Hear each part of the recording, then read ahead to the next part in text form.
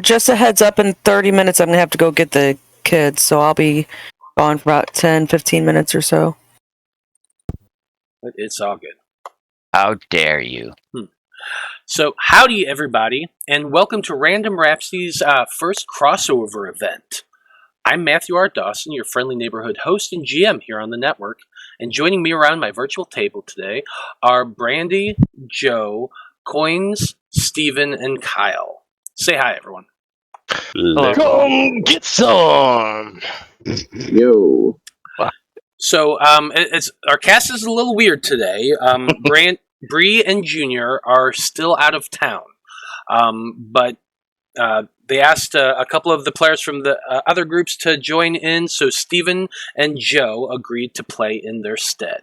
And Koines is currently driving back home. He should be pulling up hopefully soon, but he is on us with Discord. Yep, I'm playing Blaznir today. Yep, You gonna be a racist paladin, so I get to be a paladin. I mean, less racist than your actual character, so... That's very true. He has good reasons to hate you elves. Right? Yeah, everyone always has reasons. But anyway... he's only vaguely pro-human. You're like, fuck you, elves. Anyway, this Wednesday we will be airing our next episode of Magi Nights, an Echo from the Stars. We will be playing it live at 7 p.m. Central here on Twitch. And if you enjoy high school hijinks or anime-style tropes like Sentai or Magical Girls, you should really definitely check it out.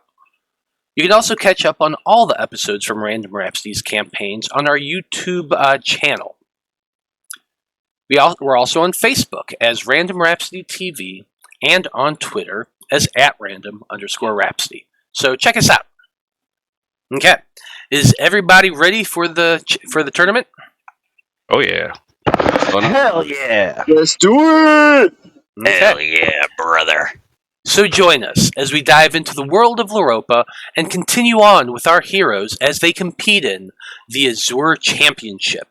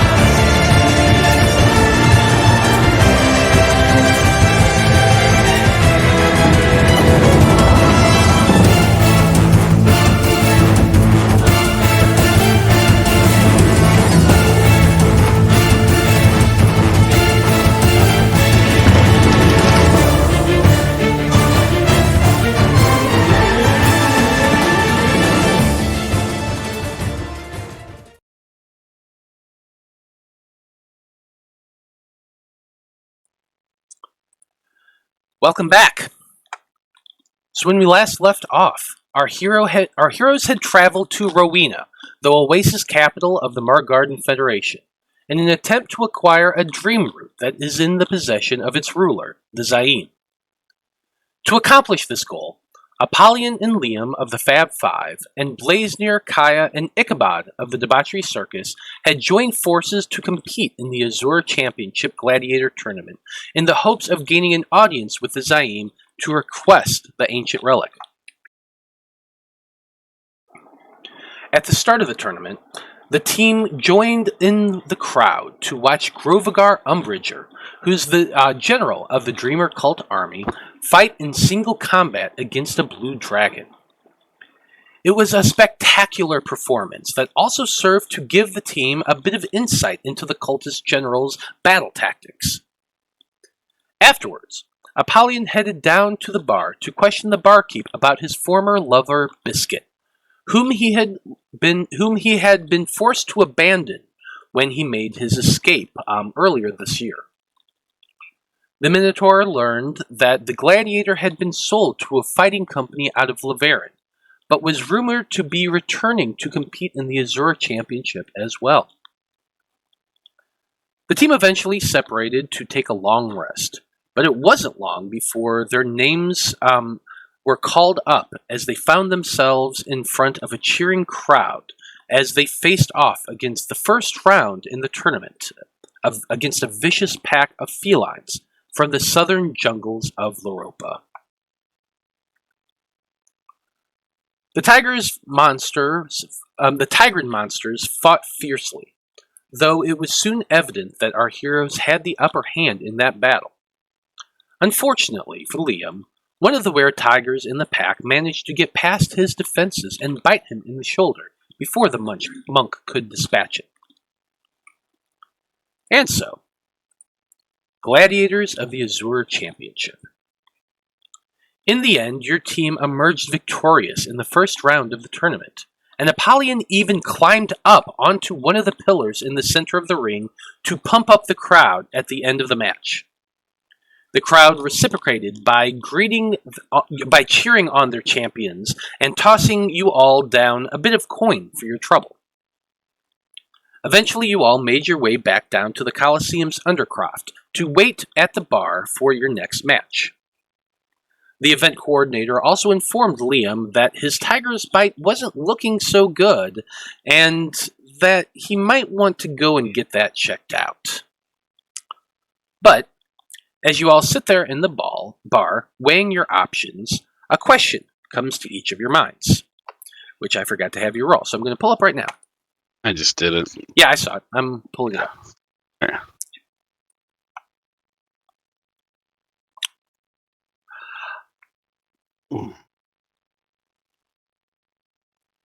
Okay, so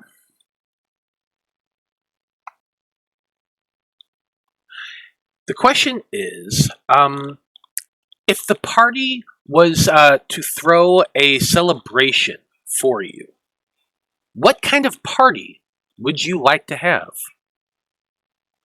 And, since Ichabod, you're the one who rolled, and you know so much about Ichabod right now, Joe, what kind of party do you think Ichabod would like? I don't know. He seems more devout and kind of like a very, very religious individual, so I don't think there'd be a whole lot of, ironically, debauchery going on. I don't know, something praising the Five, with the Father being the focus? Perhaps? Maybe. So basically like a church group party. Yeah, something like that, We think it's an actual party, and instead it's just a church service. Yeah. And sitting there proselytizing the whole time, Yeah. A couple teens to beat up here and there, whatever. Yeah. Only booze you get is from communion. Uh-huh. Yeah. Definitely. I like it. Okay, Liam, how about you? 2 things would be needed for it to be special party just for me. Booze, number 1, and explosions. I want fireworks. I want something to blow up. That would be fun. Good explosion. Hey, everybody loves a good explosion. Okay. Blaznir, how about you? What kind of party do you think he would want? Yeah, lots of music. It'd be really loud, and I want lots of fire. So I'm gonna maybe go agree on the explosions bit. Maybe some of my old circus buddies that would be there. Okay, yeah, good answer. I like that. Sounds very Blaznir-ish. Okay, Apollyon, how about you?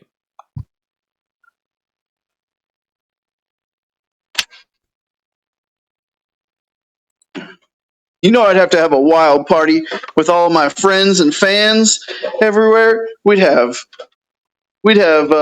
dancers and food and drink galore, and a big, big cake dedicated to me. I imagine Apollyon would want a cake that literally looks exactly like him, like full height and everything. Like, you ever see that show, Is It Cake? Where you take a normal object. I could just imagine Apollyon wanting a cake that looks exactly like him. I'm surprised he didn't mention drugs or hookers. Here's what I'm thinking, Matt. the party would try and get him one of those cakes that like a stripper could come out of, but And then he would come out he'd of it. find out ahead of time, and he'd be the one to get in the cake because obviously no one could be more beautiful than him. So I was about like to ask that he could be I the like one to it. pop out of his own cake. yeah, it's like they wanted it to be a stripper, but he like gave her money and told her to take the night off. He's like, no, I got this. But the thing is, they don't bring the cake out till they can find the boy of honor. So Well, a lot of people have different versions of what kind of cake Apollyon would want. What do you think, Apollyon? What kind of cake would you actually like?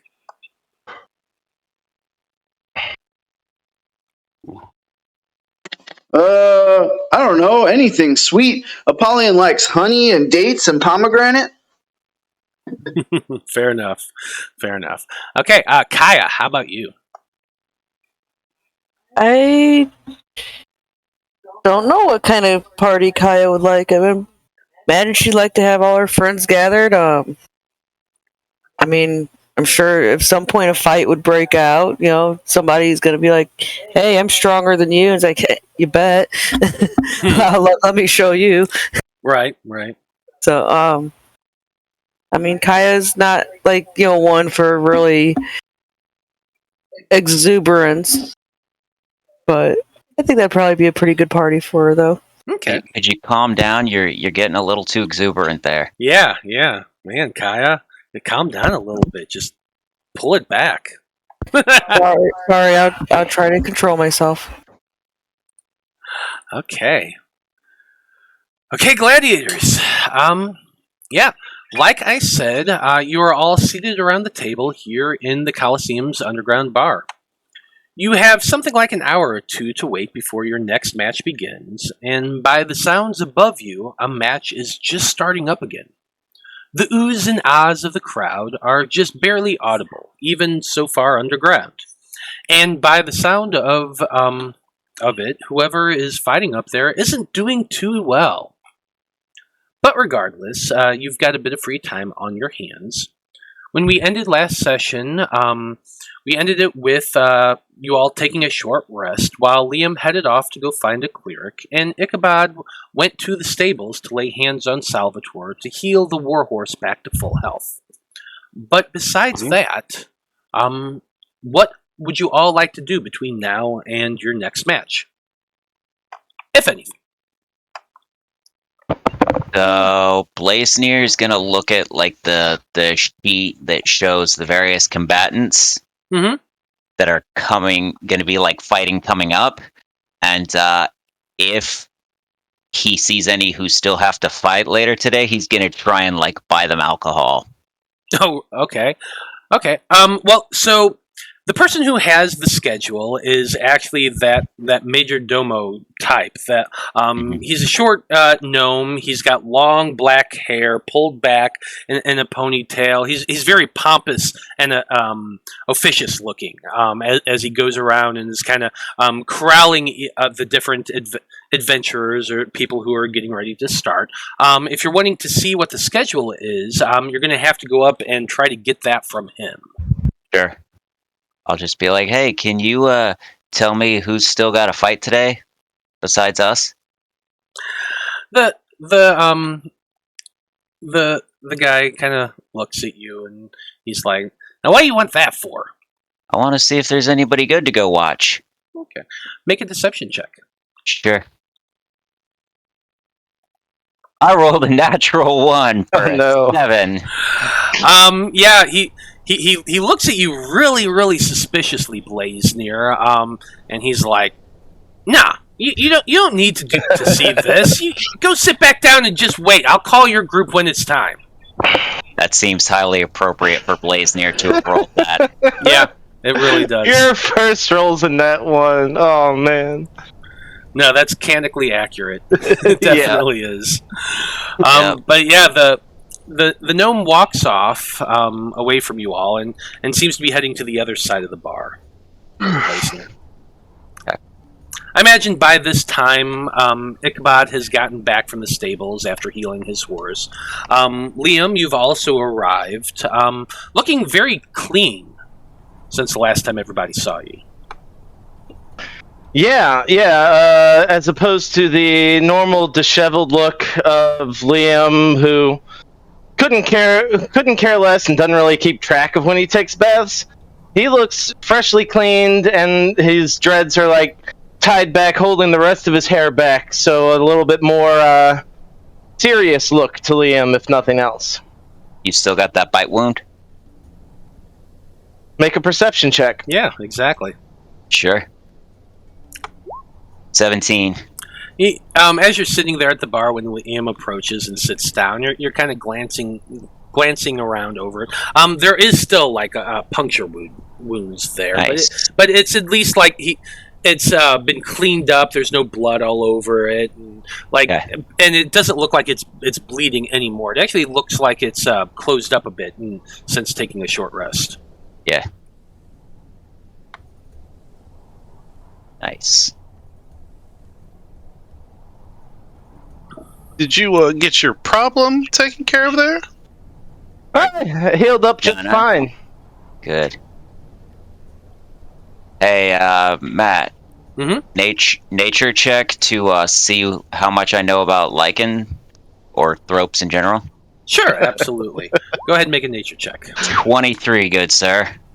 I mean, there is some things Blaznir would know about lycanthropes, being from a druid grove. They tend to be very chaotic in nature, but not all of them. Some of them are actually quite lawful. They are most definitely vicious creatures. They tend to stay in the wilds more than anything else, though some do actually live within normal society, but that's very rare.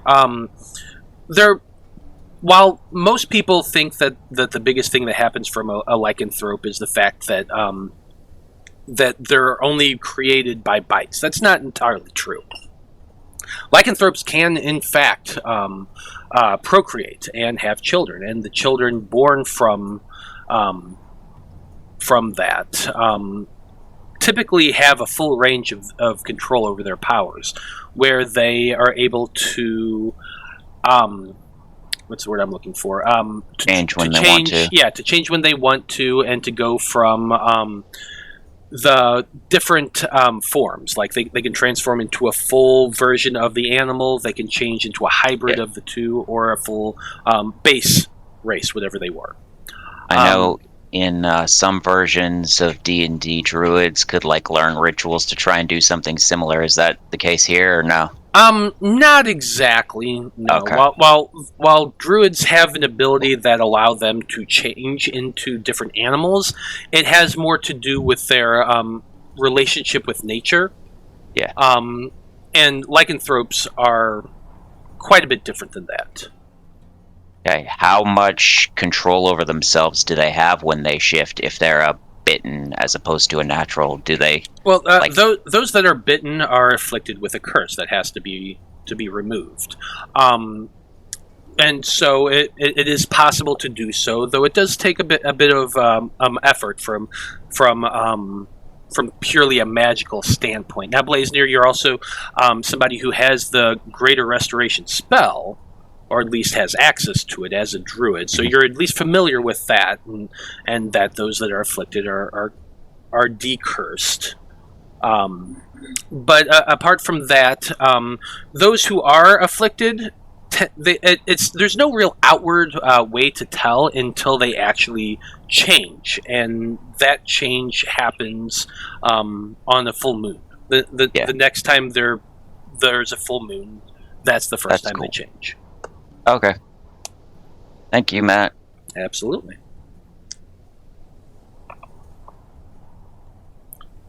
Now, is there anything else anybody wants to do before your next match? I want to make sure that my outfit and my equipment are all in order. I'm going to get some of that high-end fancy oil and oil up all my muscles and everything, so I'm absolutely gleaming. And I put on my costume, and I go to cinch my belt around my waist, my belt of dwarven kind, and the strap snaps. The leather gives out. I'm like, oh, damn it. Well, I guess I'll have to make room for that shiny golden belt I'm gonna take from Grovy Bear. So I'll leave this one behind. I'll leave it in like the locker room with the rest of my like possessions and stuff. Okay. You can absolutely do that. You still keep the beard? Yeah, the beard Yeah, stays, right? Yeah, it still stays. Yeah, it's not a magical beard; it's my beard. Nice. Yeah, it magically grows while he's wearing the belt, but it's still his beard. It's still there. Nice. Okay.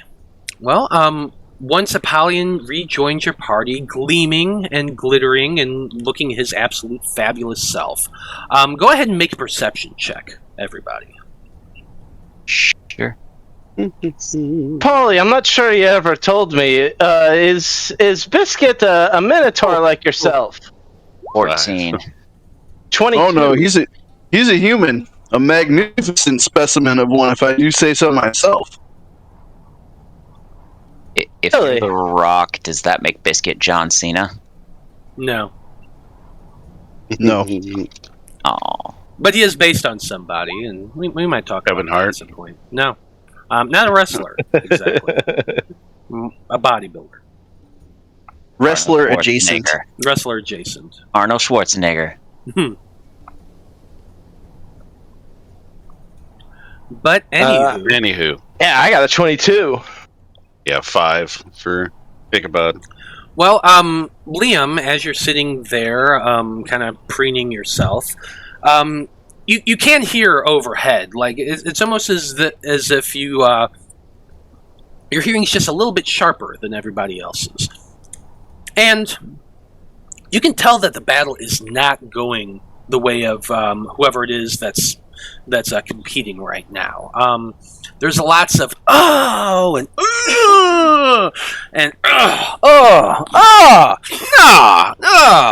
that sort of thing. Like it's getting pretty brutal out there.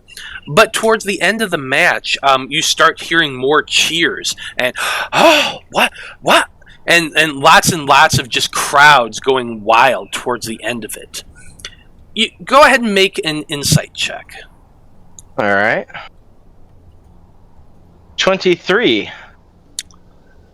You kind of get the impression that while, like I said, the battle had gone really poorly at first. There was like one standout. There's someone that managed to survive and actually win in that tournament. Somebody made a comeback. Somebody, at least some in their group, made a comeback, and it sounds like they actually won, and the crowd's like cheering for them.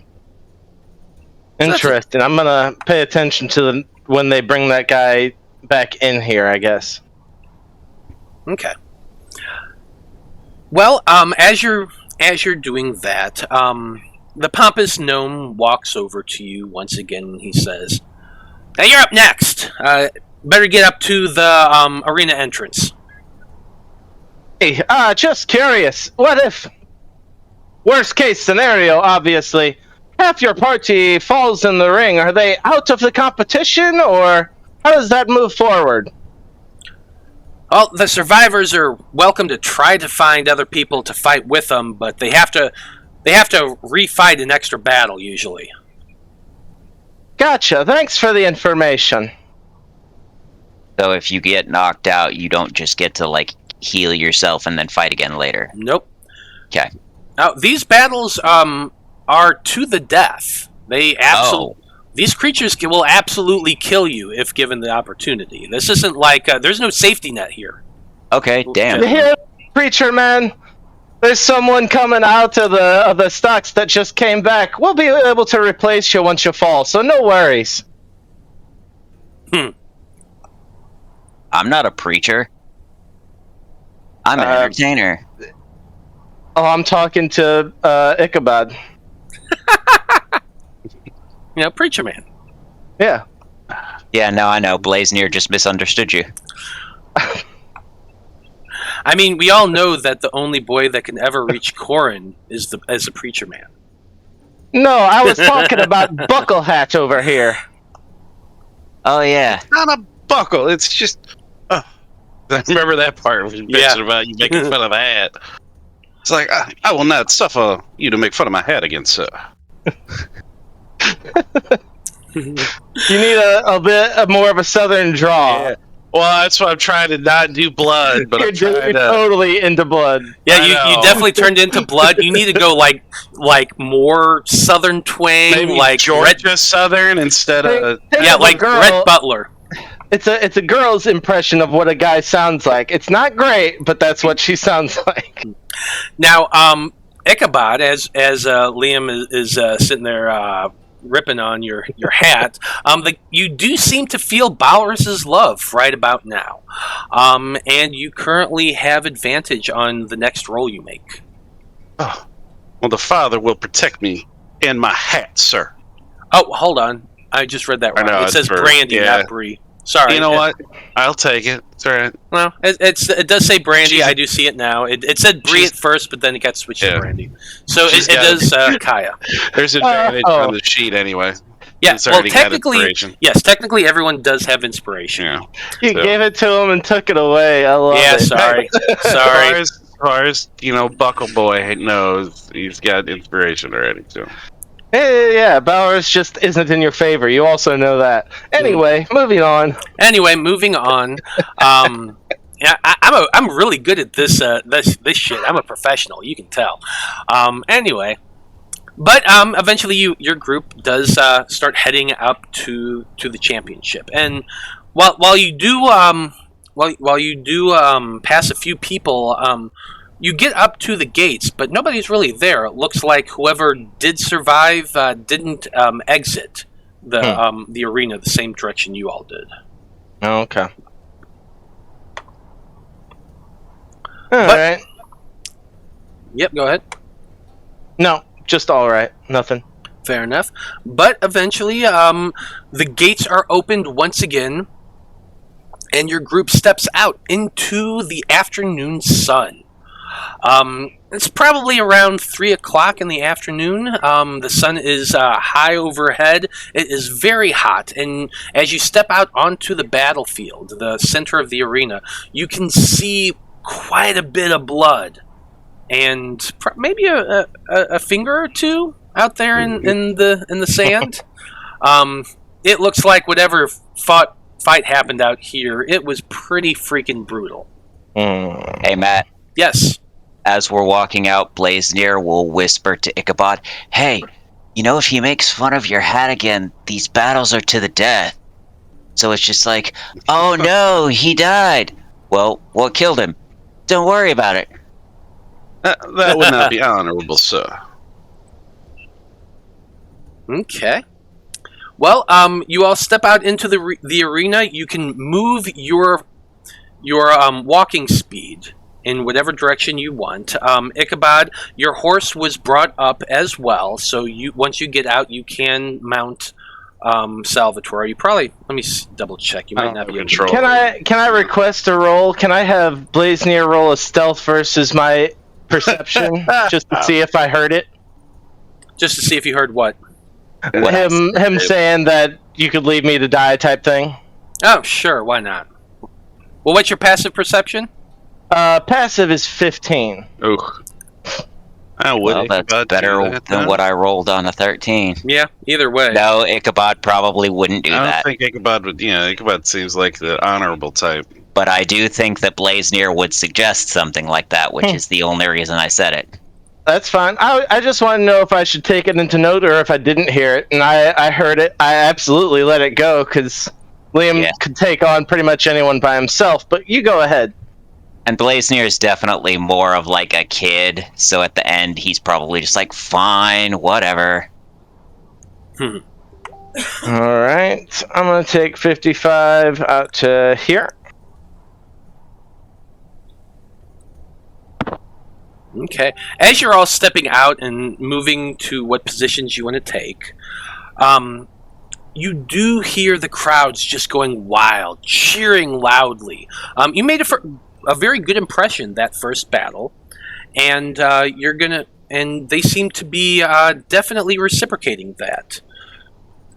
Brandie is going to be stepping away real quick. She has to go and get the kids, but she'll be back in like 10 minutes. I'll puppet her myself. Sure. I assume most of the cheers are still directed at Apollyon, though, just because our names aren't all that known. Oh, you know they are. Oh yeah, they're definitely calling out Apollyon's name when the moment he's seen. He gleams bright, and he's a very recognizable position. Now, Koines, are you actually back on your computer yet?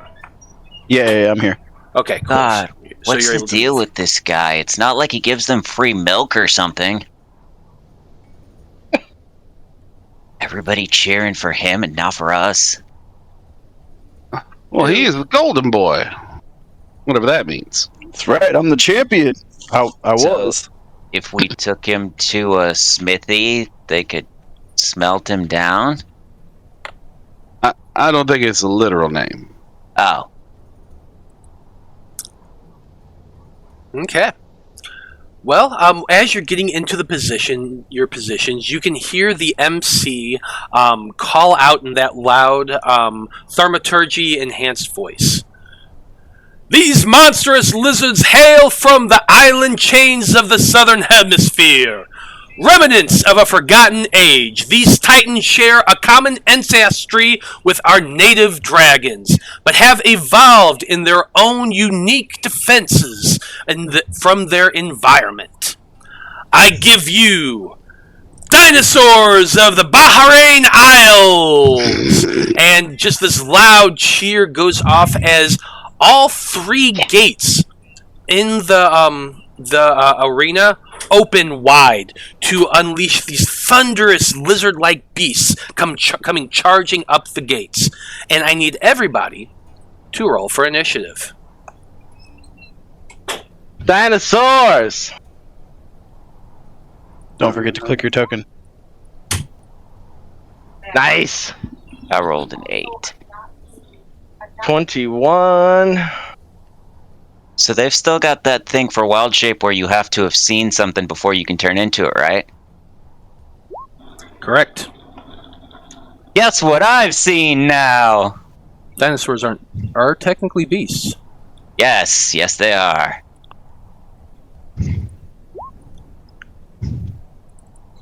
Dinosaurs.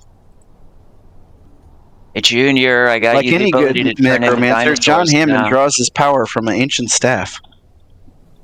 Does it have amber on the top? Yeah.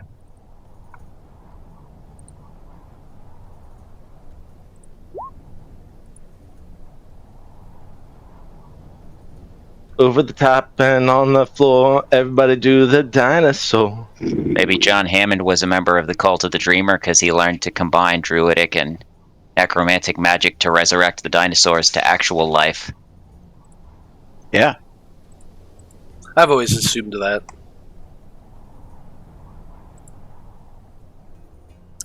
Okay, what's a What a good... nice guy.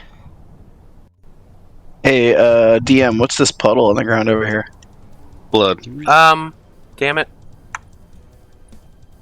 Probably blood. Gelatinous cube. Not a goddamn thing. You didn't see that. Oh, It changes every round anyway, so it's really not an indicator.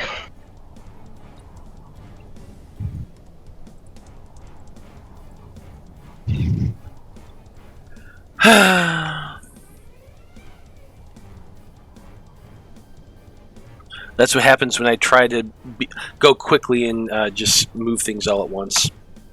You're good, Matt. Take as much time as you need.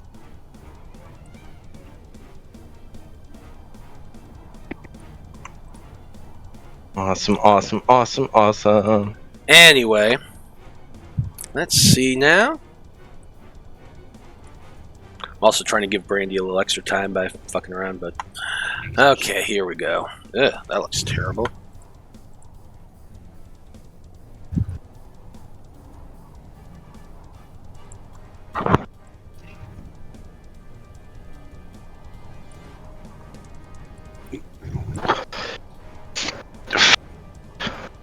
Shit, and I thought we were outnumbered last time.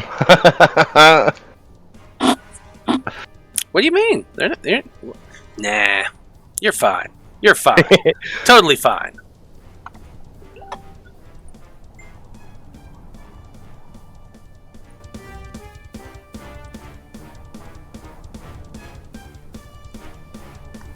Hey, as long as Blaznir doesn't have to seduce anybody, I think we'll be alright.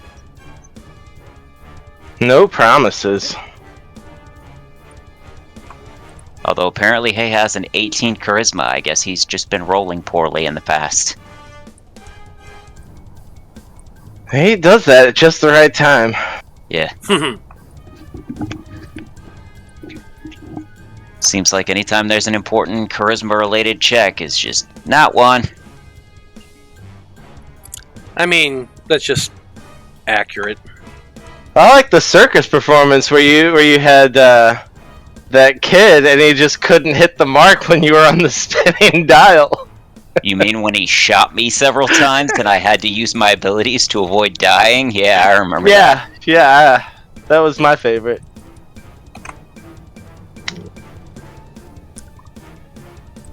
Okay, got Koines on camera, and all is right in the world.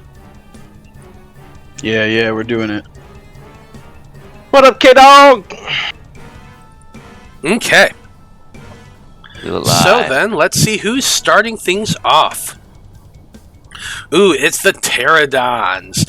So the first thing you see flying out from two sides, the north and south gates, are these long winged, leathery winged creatures with long pointed beaks, a bit of a fan on the back of the head, and tails. And they just kind of fly up overhead and begin circling just a little bit as they're coming towards you. Now, let's see, they've got just a tiny tail, not a big tail, I should say. They got 60 feet of fly speed. Nice. 5, 10, 15, 20, 25, 30, 35, 40, 45, 50.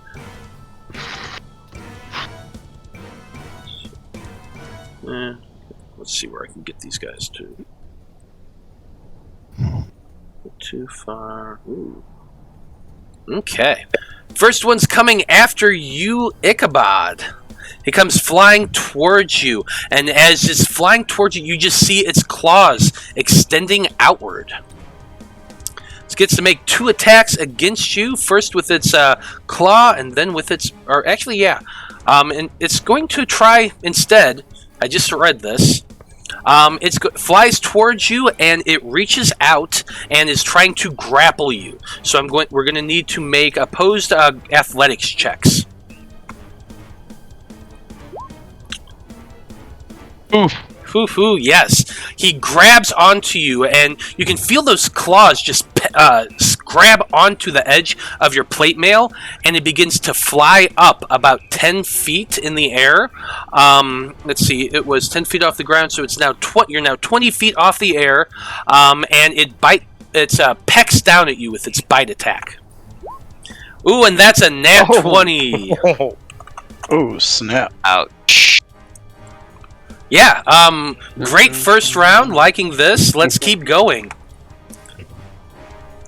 So, 21 points of piercing damage. Ah. It just pokes its head down and pierces right into your shoulder, and so now you are flying up in the air, about 20 feet up right now. Absent your horse, I guess? Yeah, off the horse. About 10 So feet above the horse, I should say, too. When Ichabod and Blaznir die, are you going to tell them, or does it have to be us? No, actually, you have to specifically call them and say, "I'm sorry, I killed your character." Sorry. Thank you for your service. Here's a folded flag. Mm-hmm, exactly. Show up at their door so Seems they can legit. slap us in the face. That's a possibility when you freaking don't show up. 10, 15, 20, 25, 30, 35, 40, 45, 50, 55, 60. They are currently... next one down here that just moved has flown at an upward angle and is currently about 80 feet. No, actually, I'm going to say it's 60 feet because it wouldn't be too far. Yeah. 60 feet up. Next group, let's see.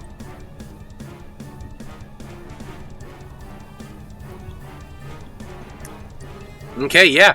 Next one is able to get to Apollyon. Right about there. And he comes flying up towards you, and same thing, he is going to try to grapple you. So, Apollyon, I need an athletics check from you. But you only got to beat a 10, so you should be pretty good at that. Natural 1. Natural 1. A natural 1 gets me a 10. Yeah. That's a 14. Yeah. I shouldn't have had advantage. Right, you're not advantaged yet. Yep, but you know what? Not a big deal. Still easily able to dodge it. You pull up your shield and just the claws bounce off of it as it was coming towards you. It's now going to make its bite attack. Okay. That's a 21 to hit. That's my AC. Okay. So Oh, he 11 took off points. the belt. 11 points of piercing damage. Okay.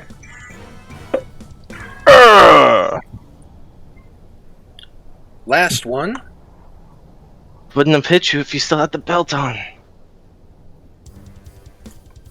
Okay.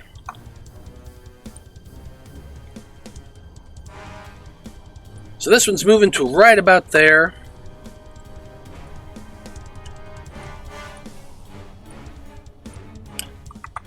And it is also currently 60 feet in the air. Okay.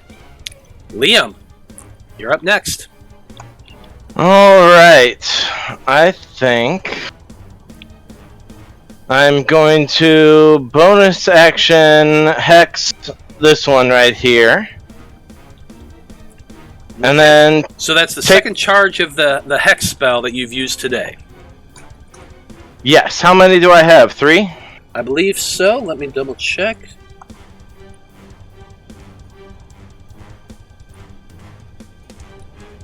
Oh, where is that item? I think Oh, I've got that's 3 right. or 4 charges. I think, yeah, it's either 3 or 4, but it's in the other campaign, so I don't remember offhand. Yeah. Alright, yeah, still second of the day. Yeah, still second of the day. You're fine. I'm just reminding Okay. you. Yeah, then I'm gonna uh, take a couple shots at it with my action. You pointed at this guy, right?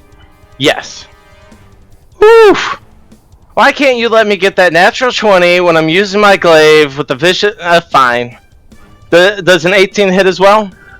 Yes, an 18 does hit as well. Alright, so a nat 20 on the first one. Do I double the hex damage as well? Yes, because it is a dice Yeah, it's roll. a dice roll. Okay, well, terrible rolls on that. And 5 on the second. So doing a total of 15 plus 9, 24, 25, 26 to 31. Wow. 31 points of damage. You aim your bow and shoot twice, both arrows flying true, one directly through the neck of this creature, out the other side. You see him falter, and he's like barely managing to keep his wings pumping. He is very, very hurt. I'm going to move over here, close to this switch, and pull out my glaive. Okay. Well, that's it for Liam's turn. Next we have the Allosaurs, which are fun little critters. Let's see here. Just some fun little critters. Just some fun little critters.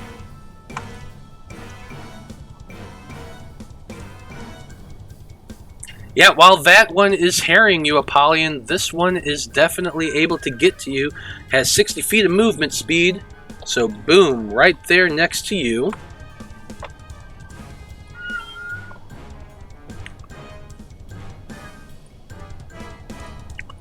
Let's see.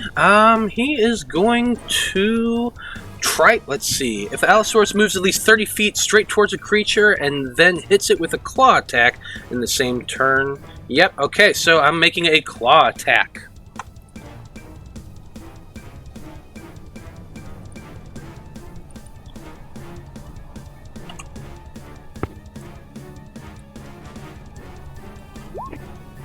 Whoo! Yeah. Yeah, Good that roll. Yeah, that was a 19. Definitely going to hit no matter what. 10 points of slashing damage, and I need you to make a strength saving throw. As it pounces towards you. 16. Yeah, you managed to pull that shield up in time. He's jumping, you catch him with the shield, he slashes out, rakes you across the back, doing that 10 points of damage, but you push him off with your shield, and you are not knocked prone. And then I do, oh no you didn't! Oh no you didn't! So that is a... Dex save. Dex saving throw. DC 13 dex save.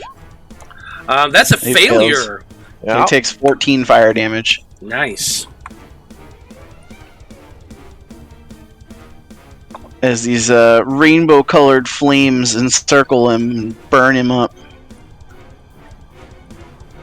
Yeah, as those rainbow flames burn across him, the Allosaurus just screams in pain. Oh, damn it.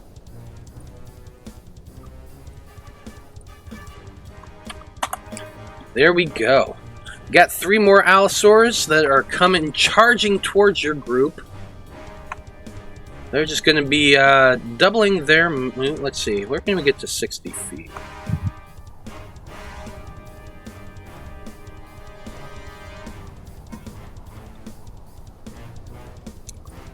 Yep, first one is dashing towards Liam. So you do have a reaction, and you can take your attack of opportunity with that glaive. Yeah, I'll go ahead and take my reaction there. 22 to hit. 22 is going to hit. 8 slashing, and I'll attempt a stunning strike. So con save. You can't do that on a reaction, I don't think. I can't? Oh, hold on. Show me stunning strike real quick. Sure, I'm pretty sure it's any hit, but yeah, I'll pop it up there. When you hit another creature with a melee weapon attack. Can. You absolutely can. And Alright, rogues so- can do it once on their thing. Yeah, so I'll pump a key point in that, and the DC is 17. Well, that's a 9, so he is stunned. Alright.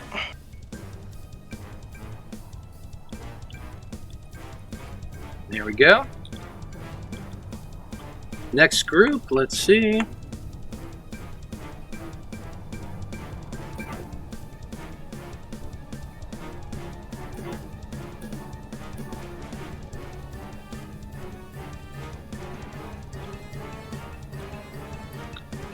Okay, that one's dashing to get there.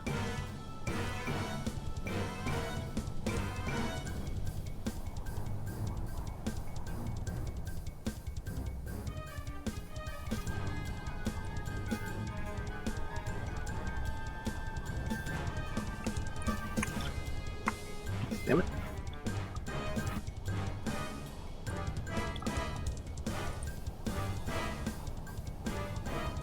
The last one gets to right about there. Lever pull possibility, finally! Yes! Okay. That's it for the Allosaurus. Next up we have Caia. Caia, she told me to go ahead and do what she does best. Well, she would get advantage on this Allosaurus up here, so... Does she? It's stunned, yeah. That's true. I'm gonna... Let's see, what is her passive perception? That's what I'm gonna assume. It's only 11. I'm gonna allow her to make a perception check to see if she noticed that.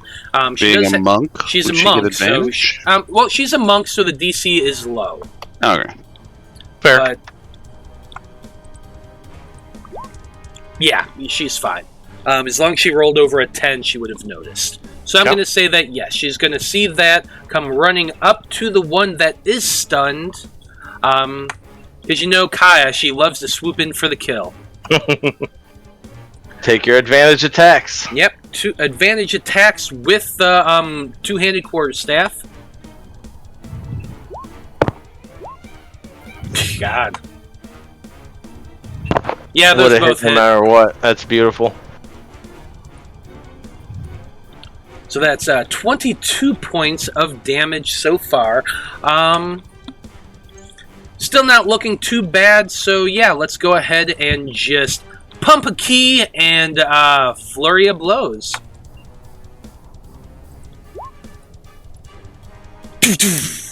Two more pummels with those knuckles of hers.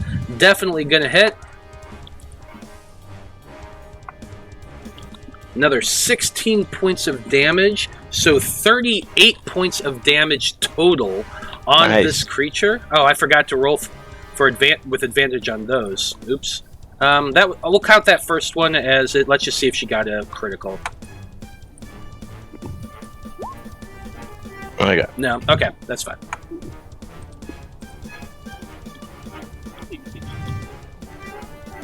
$38 points. That's pretty good for. Yep. Oh yeah, great damage. The Allosaurus, after taking 2 cracks with the 2 quarterstaffs, then her punching it twice with just like boom, boom, 1, 2, Rocky style. It's looking very hurt, but it is still alive. Okay, Apollyon, you currently have a pterodon and an Allosaurus right there on you. What are you doing? Alright, let's see. I will move over here.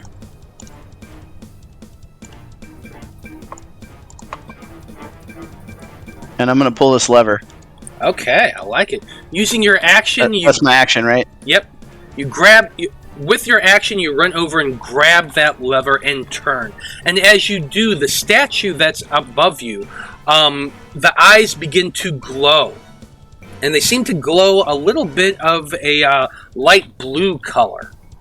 Now, when that happens, the mouth opens up and a jet of water shoots out from the thing, making, it was an interesting spurt. Water begins pouring out, hitting the ground, creating a mud patch there on the dirt. And you're just kind of looking at it like, what? That was it? Oh, Lightning strike. So it just makes it like difficult terrain. It doesn't even make it difficult terrain. It's literally just a muddy. spout of water. Wow. And in the back of alright. your mind, you just hear a burr, burr, burr, burr. Yeah. It didn't do shit. Alright, bonus action, I'll take out my trident and say the command word to electrify it. Okay. Grabbing that trident, you say your command word, and you feel the tines begin to just pulse with that electric energy. Lightning begins to crackle between the tines of it, and it seems to be at the ready. Okay, yeah. I'm just ready for the next round. Oh, also, while you moved out of their range, so they got attacks of opportunity, which I forgot to do. Oh yeah, go ahead.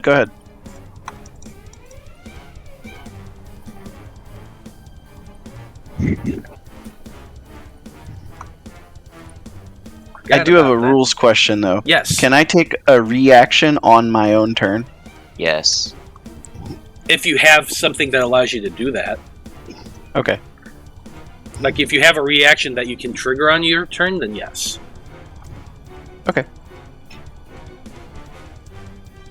Okay, the Allosaurus bit you, but a 9 isn't going to hit. Nope. Let's see.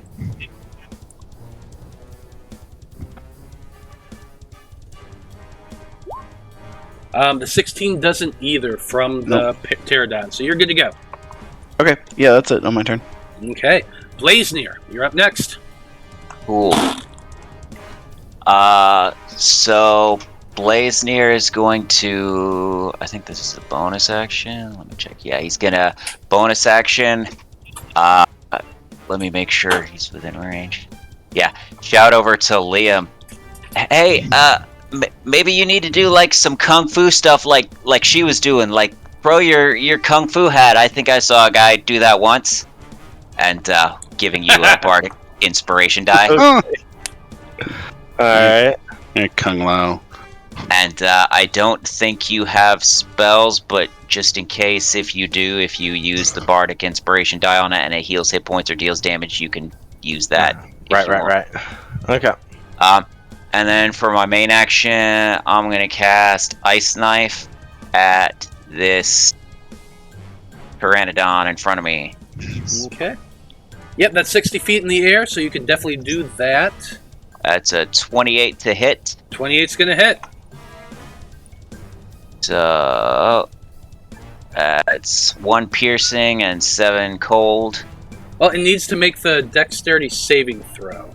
Yes. That's a DC 24. 17. Yikes. So then I guess it only does 1 piercing. It literally does 1 piercing damage. You throw this ice knife, it goes flying through the air, this little icicle. It pierces the thing through the wing, and it like flaps and kind of goes down a little bit, but it manages to maintain its flight. Game. Yeah, that's unfortunate. It did not explode. Is that it for your turn, Blaznir? Yep. Here we go. Next turn is my big boy, the T-Rex. Oh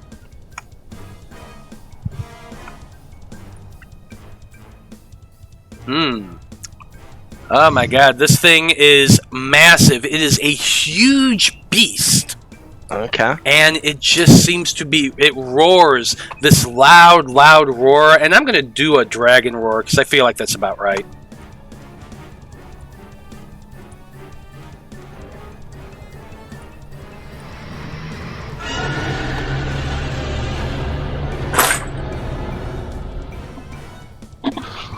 Oh, yeah.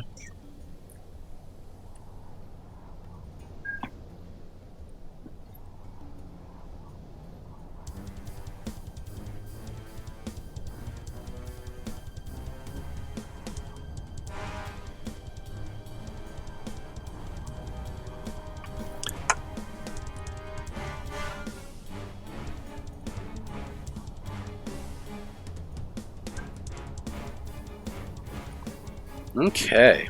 You said it's huge? It is huge. Gotcha. Okay, as it comes stomping down in that direction, it raises its head and roars again, this time at the pterodon that's currently holding Ichabod up. As it roars, it tries to reach out and bite at Ichabod's legs. Oh, wow. Not very nice. How tall is this thing? Really fucking tall. Okay. It's a huge beast. Yep. The puppy. Let's see if it actually says on its character sheet how big it is. It doesn't give the exact size, but it's huge, so it's at least 20 feet tall. Yeah, huge is tall. Yeah. Yep. Anyway, it does get to make a bite attack at you, Ichabod.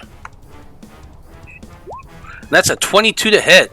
Oh, 22 matches. Oh, shit! 33 points of piercing damage on Ichabod. And if the target is medium or smaller, it's also already grappled, though. Well, you are already grappled by your... That's actually kind of a weird concept. Because, like, it bit your feet, it bit your legs, and this thing is holding on to you by its claws, so... Things are tearing you apart. I mean, I would think the T-Rex would be stronger than the Pteranodon, probably. Yeah, so actually I feel like what this needs to be, it needs to be a grapple check between the pterodon and the T-Rex, more than anything else. If they roll the same number, he's ripped in half. Or at least held by both, yeah. Well, he doesn't have... Jeez. Let's see, 15 from the T-Rex. Yeah. So we got an okay grip. Ripped in half. 16 Ripped to the in pterodon. half. So, Oh. yeah, unfortunately, if somehow the pterodon is just stronger and is able to pull up, and it rips through your like it shreds your feet a little bit. Wow. But the pterodon is managing to hold on. You are in a bad spot, and it's your turn. That's fine. Yeah. Okay. Not doing too great right now. I'm in quite a bit of pain, but your turn is over, or its turn is over, because, well, technically it does have 2 attacks. It cannot make 2 attacks on the same creature. Ooh. That actually makes me think of something. No, it wouldn't work. It wouldn't work. Never mind. Nope. What about the horse? It could attack the horse. Has to face the opposite direction. Let's see. Well, no.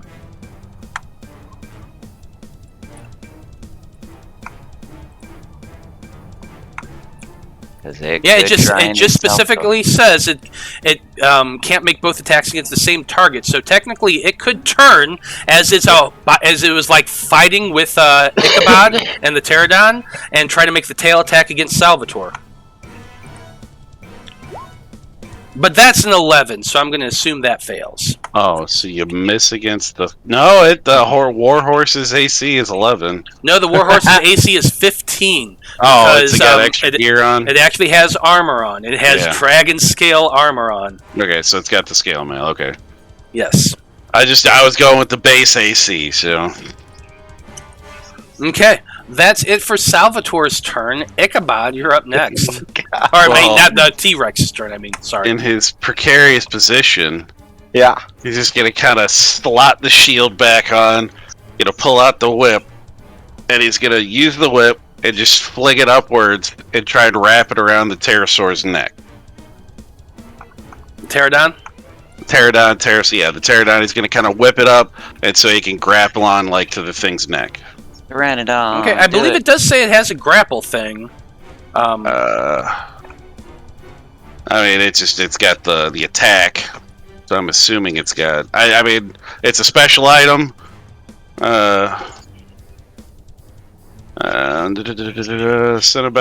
She doesn't have it listed in here on her spell. So I guess if you know what that is. I'm looking right now. Should I just do an attack roll with it though? Yeah, what it is, you gotta make an attack roll, and then it has to make a saving throw. Okay. It would be 22. Nice. 22 is definitely gonna hit, so roll your damage, and then I'm gonna say, I believe it's a DC 13 dex save. Wow. Yeah. Nice. There you go. So. Right. Well, so he whips up kind of throws the whip up there, grips it around its neck, and he's just going to kind of pull down as he's bringing up the Cenobaurus right into its throat. Okay. We'll go ahead and do that attack. And I assume we're kind of poised above the T-Rex right now? Yeah, you're kind of dangling 20 feet up above the T-Rex. The T-Rex is its head is right by your feet. Mouth open. 24 is going to hit. To fall and drop into it's another 18. Another 18 points of damage. It is still alive. Yeah. I guess there's really not much else. I guess he could just kind of pull a little potion out of his little pouch that he's got. Pull out a moderate healing potion and down that real quick. Now, I will keep... just to let you know, normally for this kind of character, you can your main attack you have to use with the same weapon. She's dual wielder. Yeah, she is a dual wielder, but she has it in each hand. So normally you would make use your attack action to make 2 attacks, and then your bonus action to do the offhanded attack. Oh, okay. Well, then I'll just swing again. I guess the bonus. Well, I guess he couldn't drink the potion then, but yeah, you wouldn't be able to drink the potion. Death fire. Just keep going for gold. Rolling good. Well, on this I'm rolling well.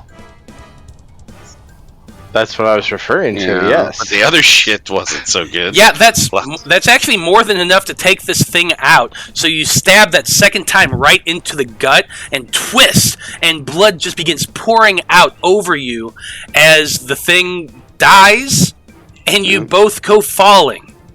Could he do a dex save to see if he can grapple onto the top of the head and the back of the T-Rex? Yeah, treat it like a parachute, you know? Like, because he's right above it. It's like he drops on top of it, and it's kind of like gripping it around the back of its neck.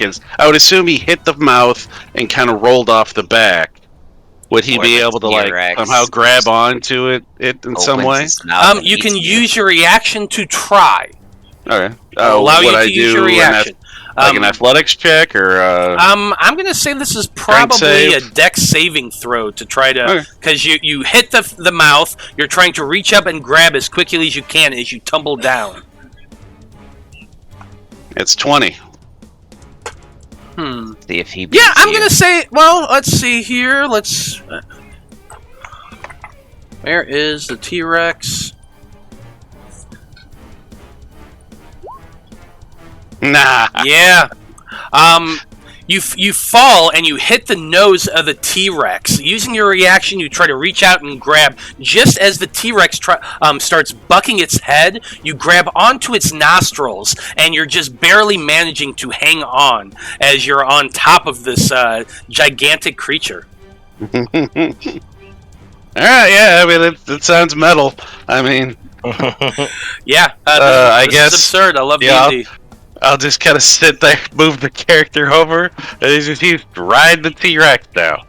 Yeah, you're not riding it. Well, you're hanging yeah. on it. You know what? Hanging on for dear life. Yeah, you're hanging on for dear life here, is what's happening. No. But yeah, I mean, that's all I can do. I like it. Good first turn, everybody. We are at the top of the order, and it is 4:22, so we're going to take our break a little bit early, and we'll be back in about 10 minutes. That way everyone can get waited, grab a drink, grab whatever, and get ready for the second half of this battle. So stay tuned, everybody. We are going to be back as soon as possible.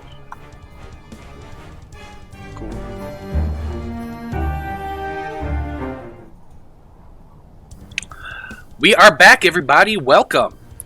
When we last left off, the gladiators are fighting dinosaurs, of all things, from some island chain somewhere in the southern hemisphere. So that's interesting.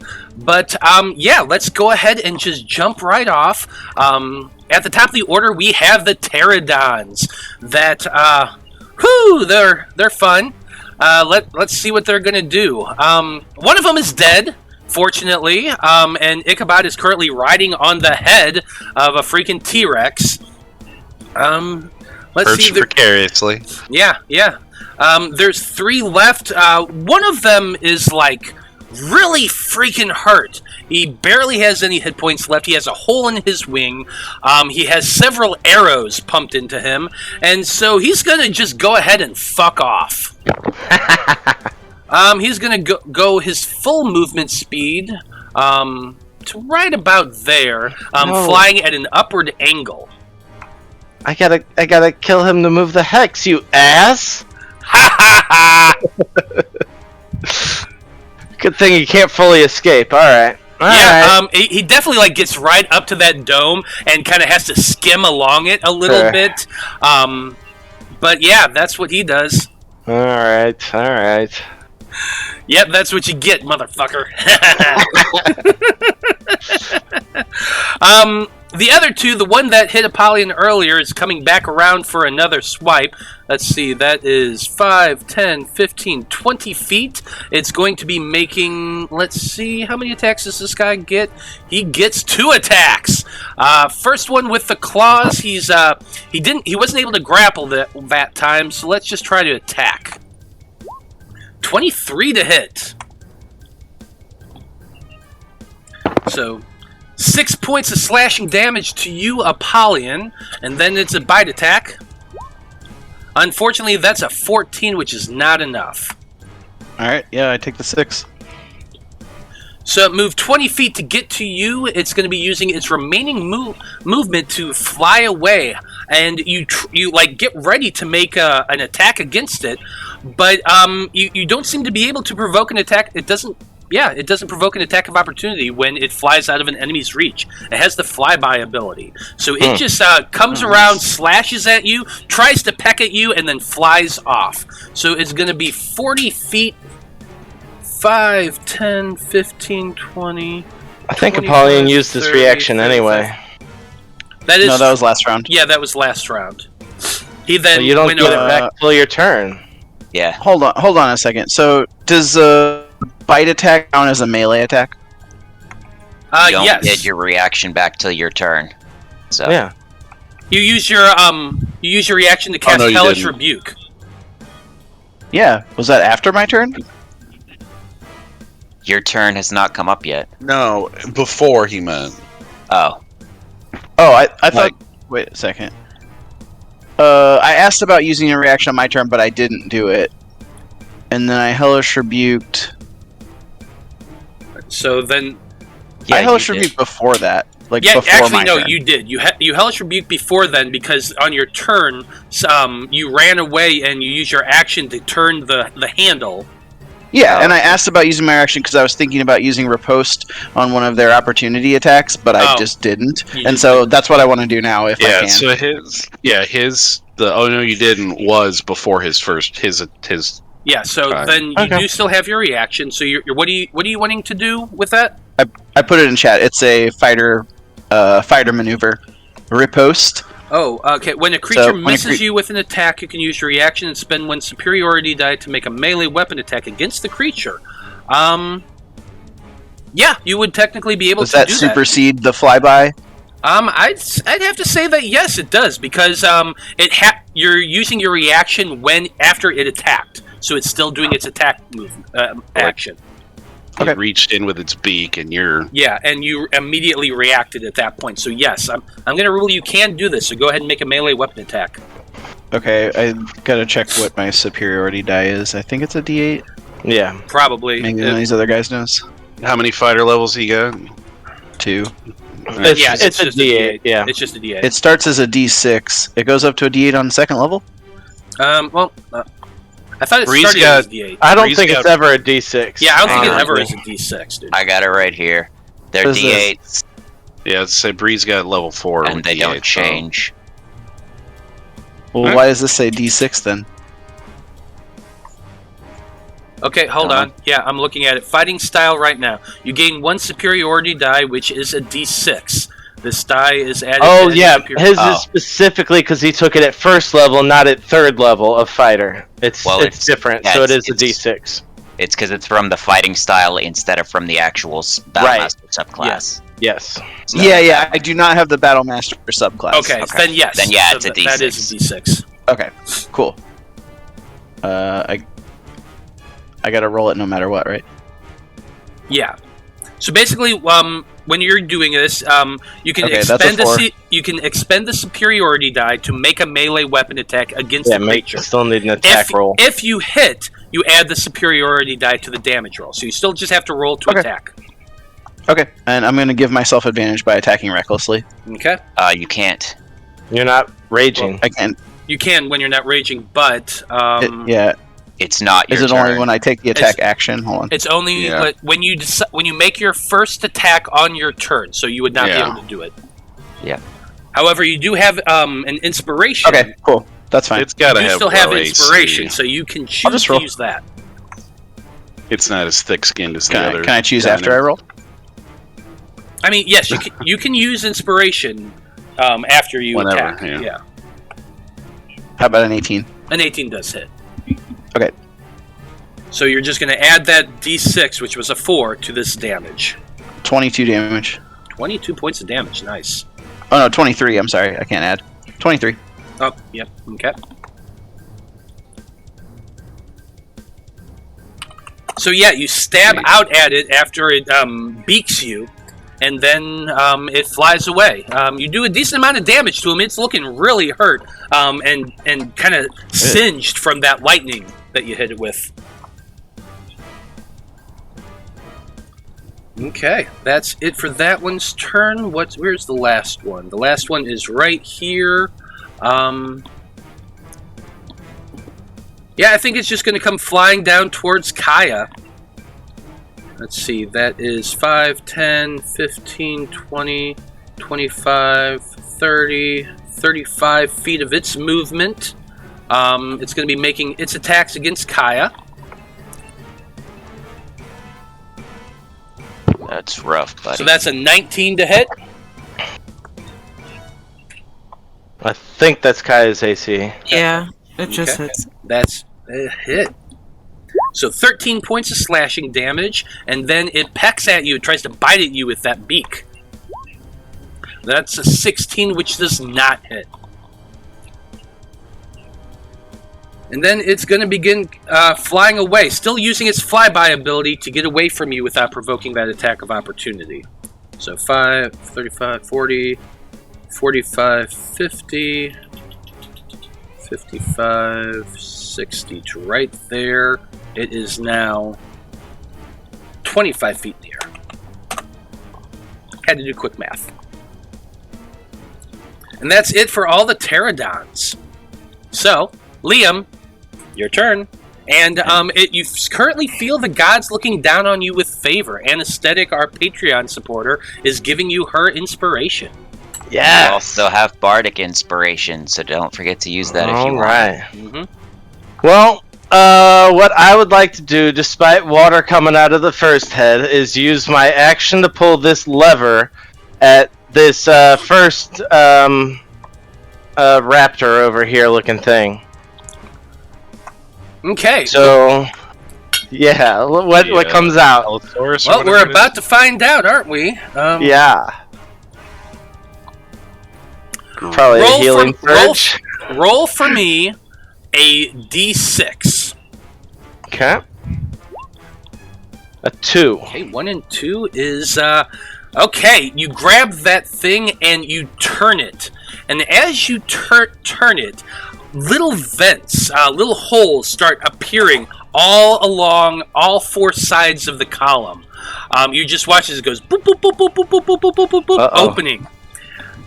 This greenish cloud of gas starts billowing out from it. And in everything in a 30-foot radius is going to need to make a con saving throw. Yo! Oh, that's a lot. Okay. Well, that's going to affect a lot of people, not just me, so I'll okay. Is that close enough to get Blaznir, Matt? I'm about to find out. God.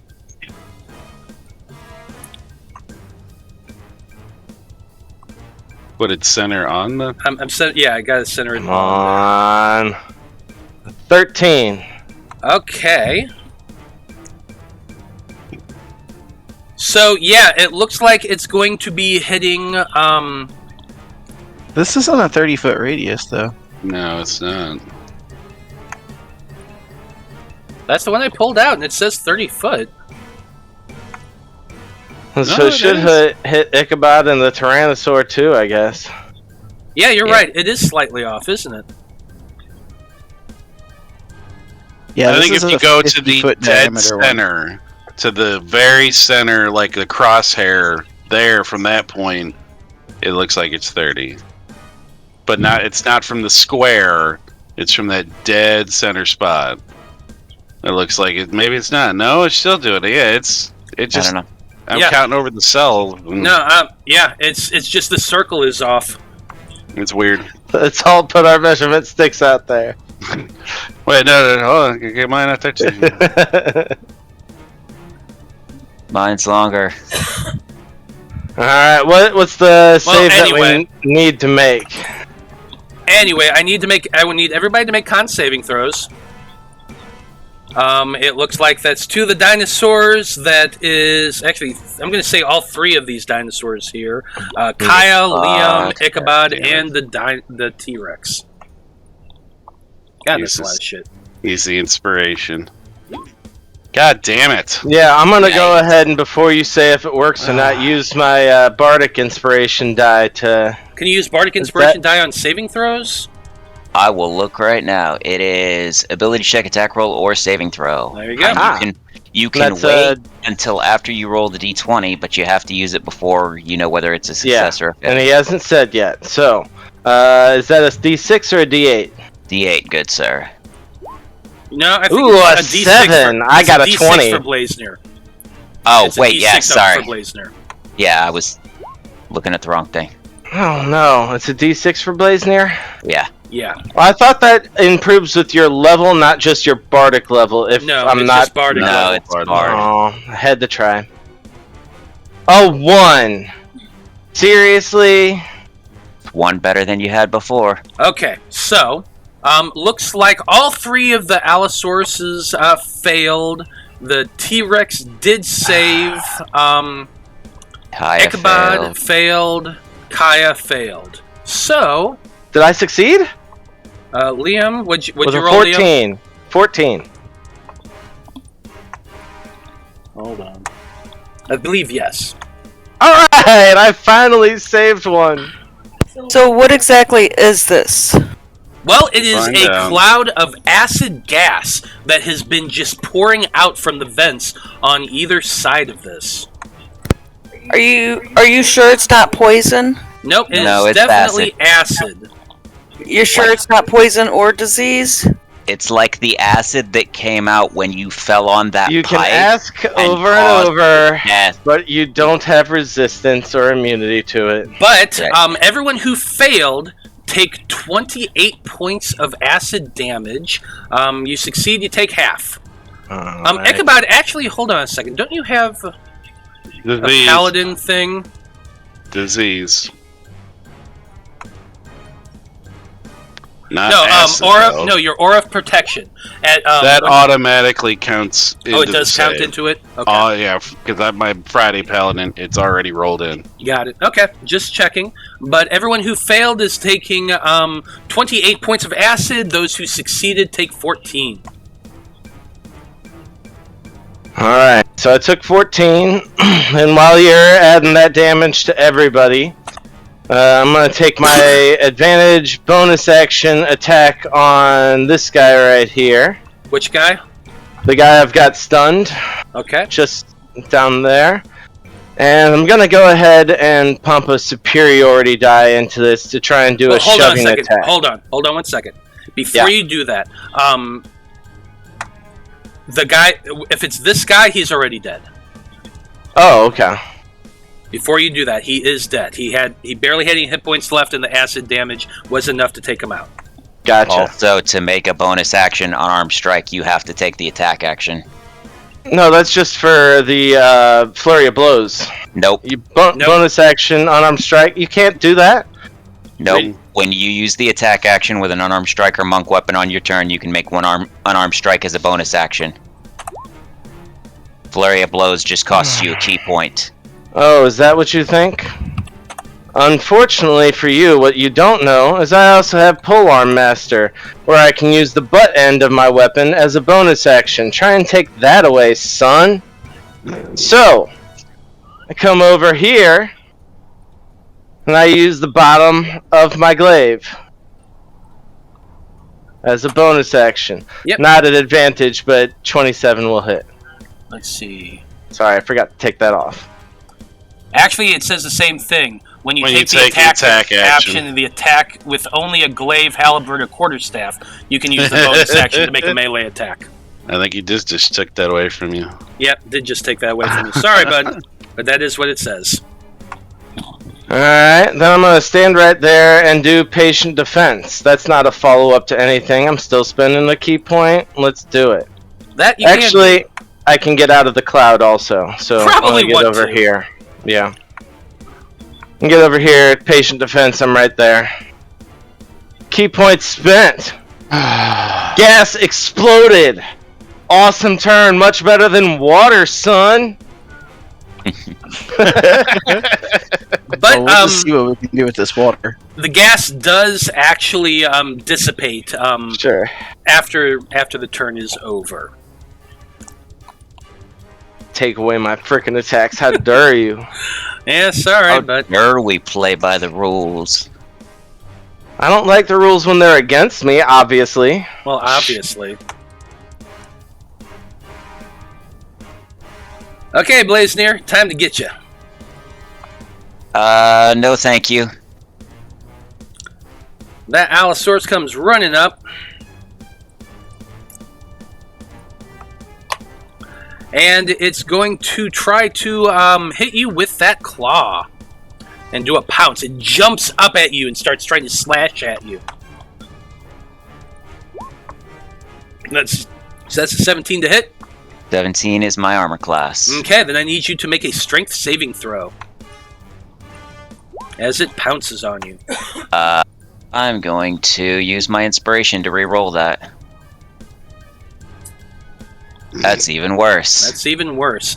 Unfortunately, not enough. He lands on top of you as he's slashing at your chest, doing 6 points of damage.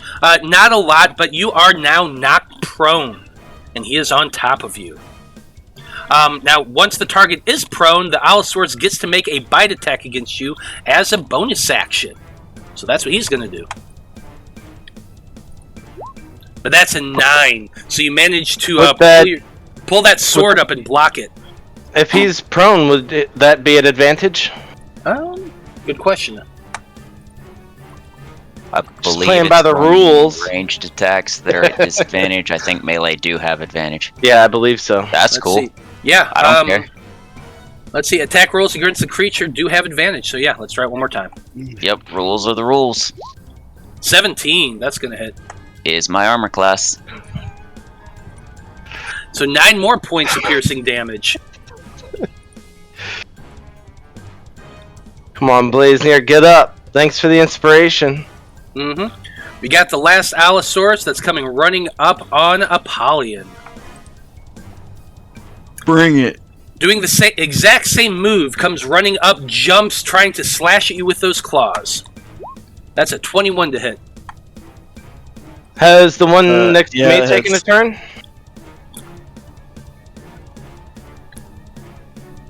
Let's see. 1, 2... No, I don't think it has had its turn yet. You're right. So okay. So I need a strength saving throw from you. Easy.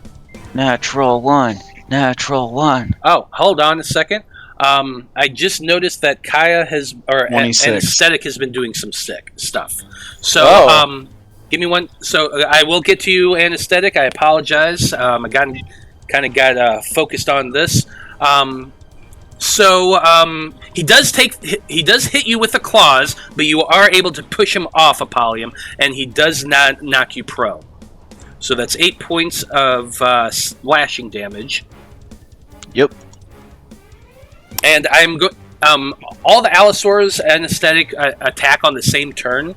So once that's over, then I'm going to get to the extra turns you've redeemed and the healing surge. Okay. I think I'm going to call that healing surge now. That's yes. Ichabod definitely needs it. The last Allosaur is making its claw attack against Liam. And that's a nat 20 for a 28. Is that at disadvantage? Why would it be a disadvantage? Because I took patient defense. Then yes, it would be.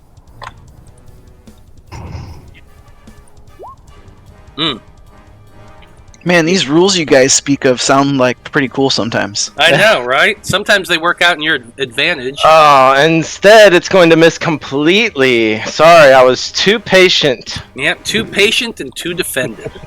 But that's okay. That's the end of that turn. That's the Allosaurs. So we're going to get into all of this, all these extra turns that Anesthetic just redeemed. First thing we're going to do is the healing surge, which is going to Ichabod. So that's going to be... So 14 points of healing. I don't want to tell you how much he had, guys. Not a lot. Not a lot. But the gods seem to be looking on you, Ichabod, in your favor. Balor smiles down, and you are healed with the healing surge. That was almost double what he had. Yeah. So we're gonna do Caia with 2 turns, and then Apollyon with 2 turns. Because that's how the order is anyway.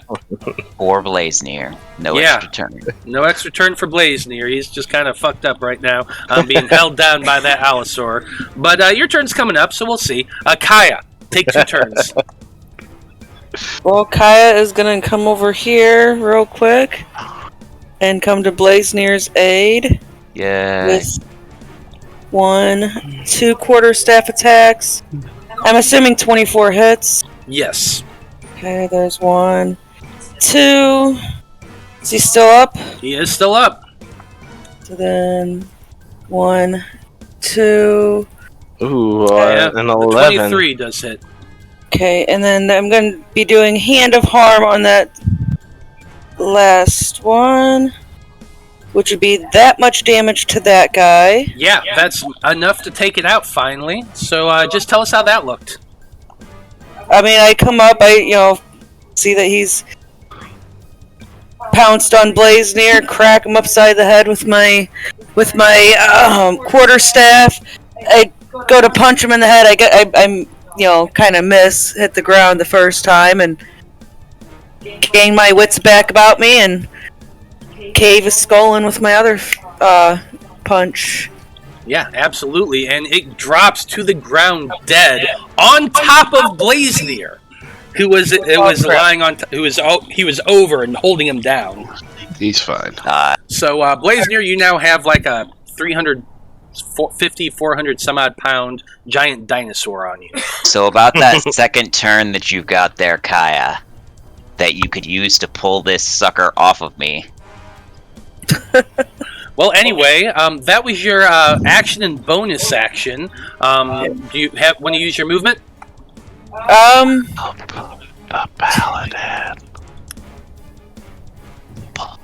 Do you, Caia? Oh Pull my the gosh! dinosaur off the healer. Let her think for a couple minutes. God damn, guys. Anyway, would I be able to pull this thing off? Like, You can That would always take try. that would take my action, though, wouldn't it? It would take your action, yes.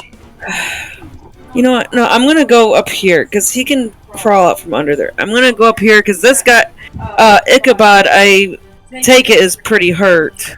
He's pretty fucking hurt, and he's hanging on top of the T-Rex by the thing's damn nostrils. You're Okay. echoing a bit there, man. Am I? Okay. Yeah. Probably Almost 'cause like, I the mean, thing's it actually added some kind of atmosphere. It's kind of cool sounding. But Yeah, I need to get that echoey thing that works with Discord. But anyway, go ahead. That was your movement. You come running, charging up towards the T-Rex. Now that's your first turn, and then Anesthetic's extra turn kicks in. And I'm gonna, pretty much the same thing. There's 2. God damn, those fucking ones. Does 18 hit? Yes, an 18 does hit. Alright, there's that. And then, Flurry of Blows again with a Hand of Harm on one of those. So there's 17 and 24. Yeah, both hit. Okay, let me do this. There's 1. Make my Hand of Harm. There's 2. So that's So an extra 17 more. 26 points of damage, or 27 points of damage. Yeah, something like that. All to this guy. Yeah, you come running up, and then the gods seem to just inspire you a little bit and allow you to continue on. And you manage to hit it in the leg with a quarterstaff, and then punch twice. That second one sending just that Wait. wave of necromantic energy out. You wouldn't be considered flanked though. No, not even slightly. Okay. appreciate the stretch. No, if somebody is hanging from your damn nose and you run up and start punching its knee, it's not flanked. Sorry. I'm just checking. Oh. No, not gonna happen. But I like the thought.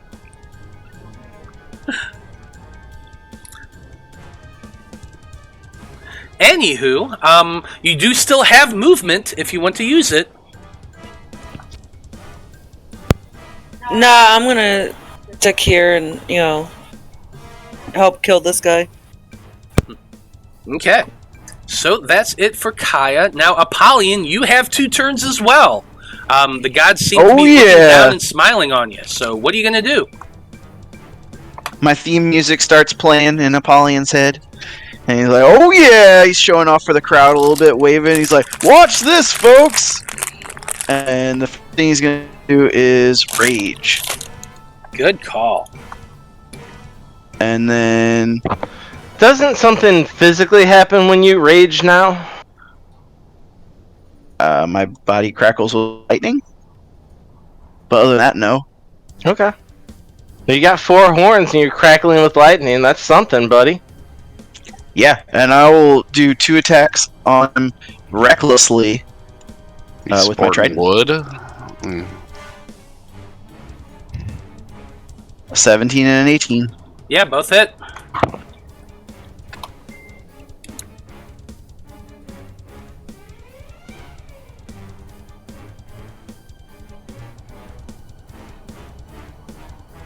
Alright, how much damage is that? 8 and 5. I'll let you do all that math, 15, and you let me know. 18, 19 for the first one, looks like.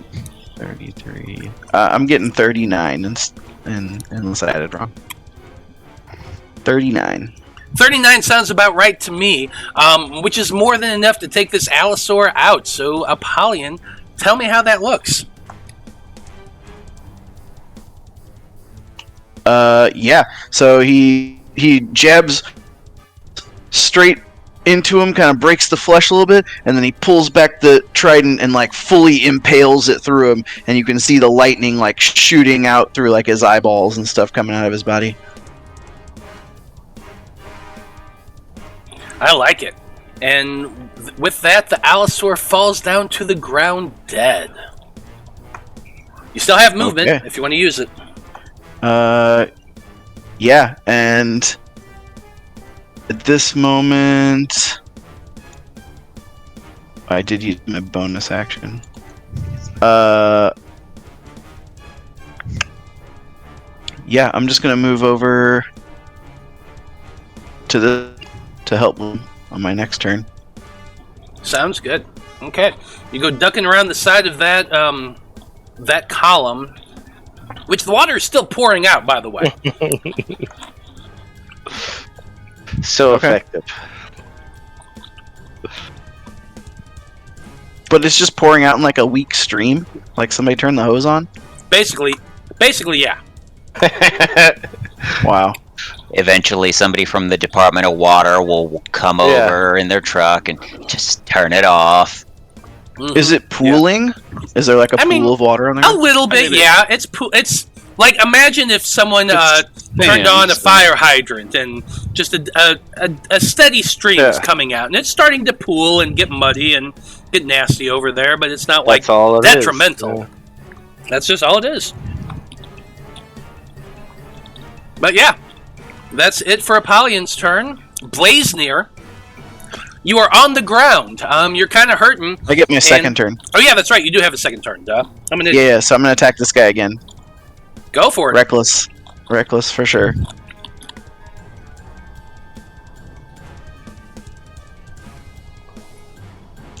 Both 28s. Oh yeah, you're gonna hit.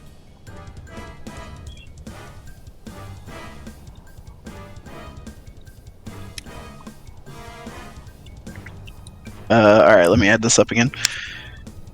6, 12, 23, 29, 37, 46. 46. Jesus Christ. Yeah. More than enough to take that dude out as well. Hell yeah. And then You just stab I'm repeatedly thinking. with that trident of yours, and as you do, it just screams out before falling down to the ground.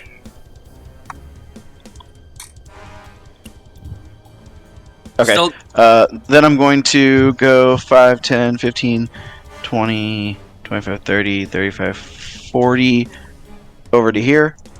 Okay. And use my second wind as a bonus action to regain 1d10 plus 1. Or no, I'm sorry, plus 2. 1d10 plus 2 health. I like it. And that's it on my turn. I'm just figuring out rolling the dice. Okay. Well, With that, now we come to Blaznir's turn. Like I said, Blaznir, you are on the ground, on your back. You got a dinosaur, a dead dinosaur, on top of you, bleeding all over you. You're not doing too great. But So I have a 9 strength, which means there's no way in hell that I'm going to get out from under this thing. I mean, you can always try. So I'm going to do my original plan, which is that I have the Wall of Fire spell, and it says that I can make a wall that is ringed up to 20 feet in diameter, 20 feet high, and 1 foot thick. So I'm going to make a wall that is essentially sculpted to be directly around the T-Rex. Now, I'm going to point out to you that you are on the ground with a fucking dinosaur on top of you. Like, he was on your body with his mouth ripping at you, and then he died. So you're under this thing. You can't really see the T-Rex, and your arms are pinned. Okay, then, I guess, yeah. Yeah, you wouldn't be able to do the semantic in that kind of position, I wouldn't think. Yeah, because it's verbal, somatic, and material. So... Okay, then I guess I'll just pass. Because I don't have... I mean, you still have an action and a bonus action. And I don't have freedom of movement prepared. My strength modifier is a -1. I'm not going to lift this thing off of me. You can still make a roll. Yeah. -1's not the end of the world. Nat 20 would 11. still get it there. I mean, shit. Yeah, you still have the ability to try. You still have your wild I'm assuming an 11 fails. Yes, an 11 does fail, without doubt. But maybe if you wild shaped into a dinosaur, though. I'm assuming that requires something. Well, let's Seeing it. I actually don't think it does. I don't think wild shaping requires anything. That's kind of the beauty of the druid. You just use your action or bonus action, depending on what it is. Just you turn into something. Yeah, I believe so. Let's see. Well, actually, no. We're all thinking of a Circle of the Moon druid. Regular druids, they have to use their action. Oh, okay. Okay, well, I mean, he can still use his action. However... he uses action to try to because I use my action to try and get out. Yeah, okay. I got you. However, you can still use your... I believe your bonus action you can use to summon your wildfire spear. No, that's an action as well. Sorry. Yep. Yeah, yeah, that's pretty much it. So, you tried, but unfortunately, just pushing on it as hard as you can, you're unable to wiggle your way out. Anesthetic's saying wait. I don't know why. She gonna redeem something for him? Yeah, Anesthetic, why are you saying wait? Because I want to kill Ichabod with a T-Rex.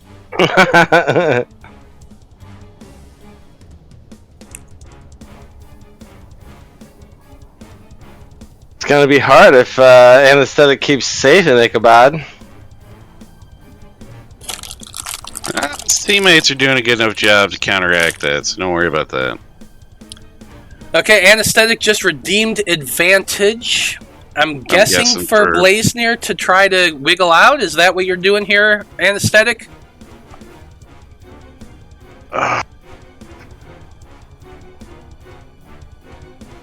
It's the -1 + 2. Okay, it is for Blaznir. So, Blaznir, you get to roll your strength one more time. 18.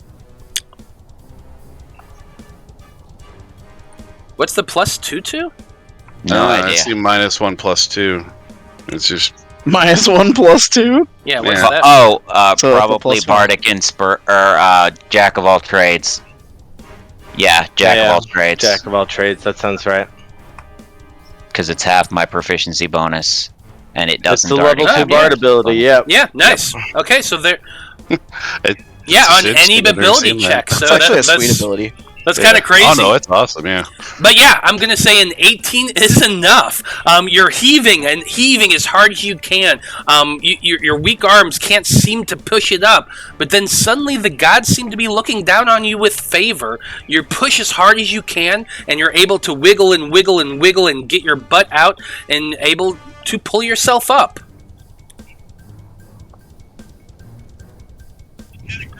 So that was your action. You still have your bonus action and your movement now as you've pulled yourself up. You only have half your movement, but you still have the movement. Let me see. That's an action. That's an action. That's an action. I'm just gonna give myself a bardic inspiration.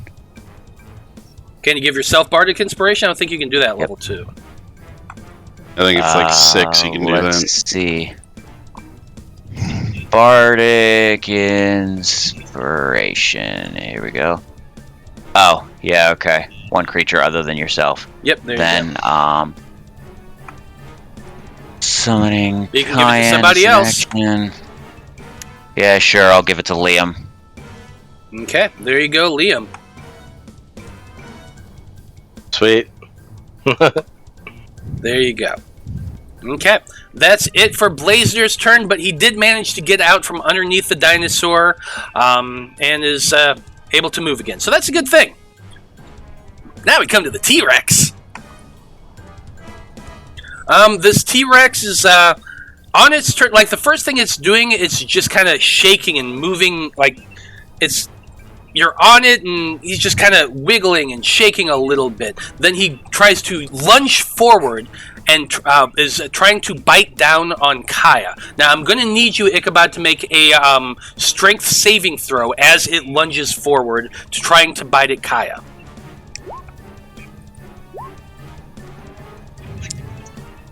Oh, shit. Yep, that's a 28 to hit you, Caia. For 30 points of piercing damage, and I need you to make a strength saving throw. Crush Oh, I mean, hold on, no, it's just shell. no, it's the target is medium or creature. It's just grappled, so it's just grappled. Never mind, you have to do that on your turn. So he bites down on you, doing 28 points of damage, and you are now in its mouth. Ichabod, you did manage to keep hold of the dinosaur. It's going to be twisting around as it's doing that, and it's making a tail attack at Salvatore. That's a 14, which does not hit. He swings, but Fucking horse is lucky.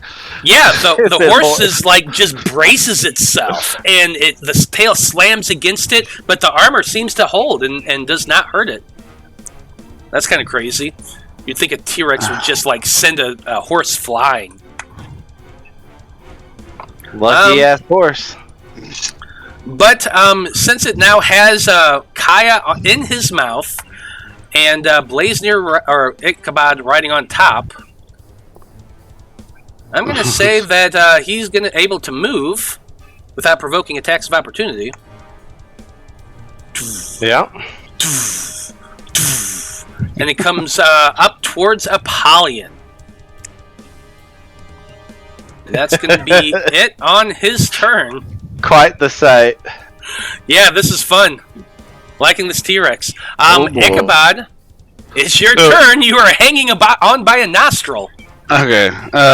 He's kind of looking over his shoulder over at Liam, the one that fucking assified him. Like, oh, get that bastard. Got me But too. he's gonna take he's gonna swing. He's gonna swing a couple times.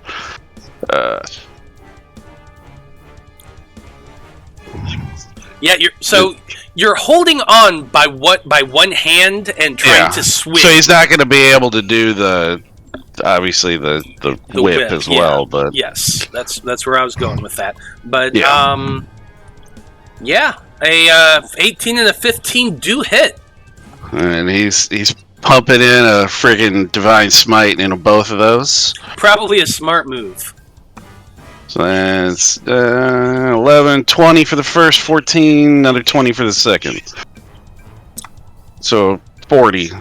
for those 40 points of damage as you're just stabbing repeatedly with that longsword of yours, sending radiant blasts into him that just kind of explode outward as you're hitting him.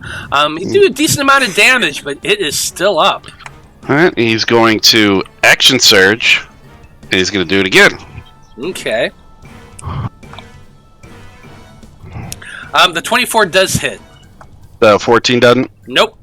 Okay. He's going to go level 2 smite on this one, so it's going to be an extra d8. So I'll just roll that independently. Oops.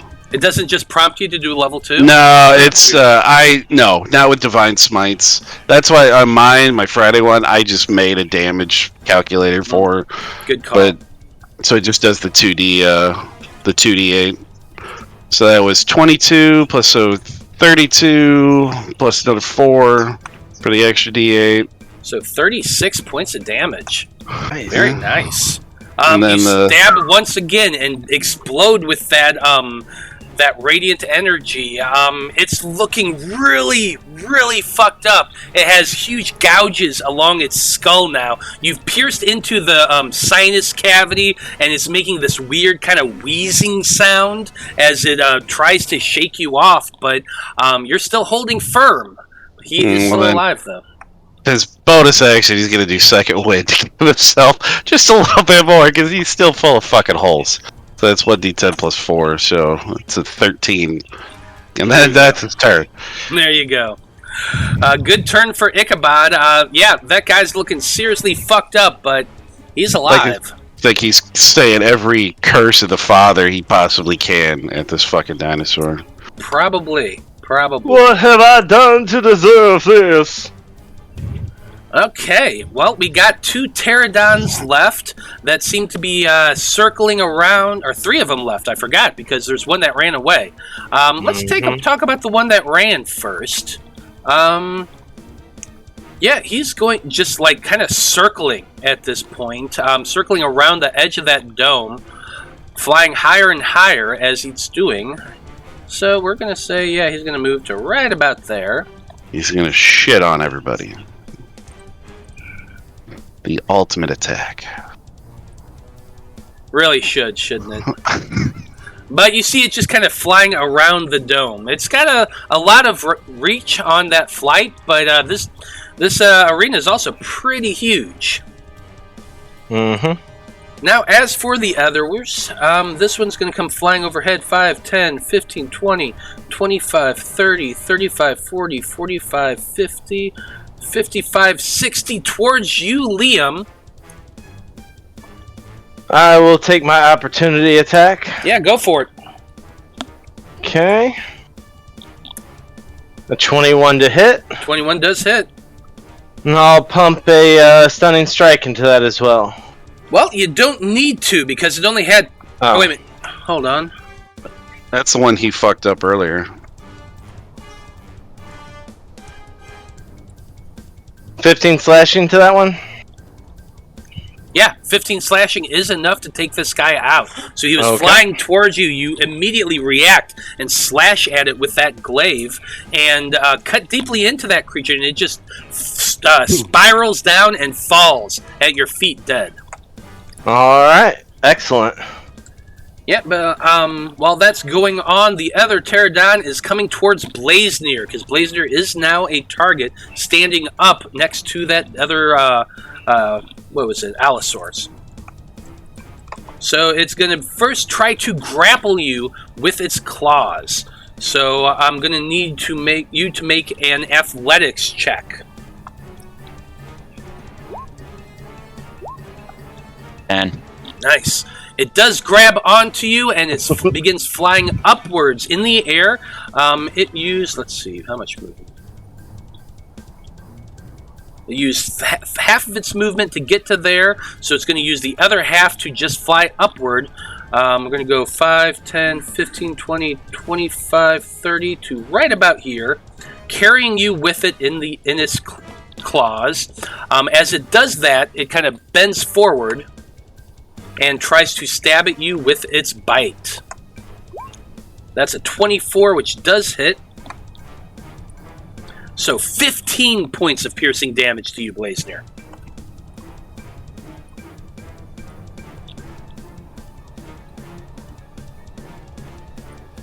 Got it. Okay. That's it for the pterodons. Liam, you're up next. Alright, so now that I'm not immediately being harassed, I am going to move 5, 10, 15, 20, 25, 30, 35, 40, 45, 50, 55 out to here. I'm going to take a shot at the one that ran away from me that still has my hex on it. I've got 120-foot range, and he's about 60, 70 feet away, plus 60, 70 feet up.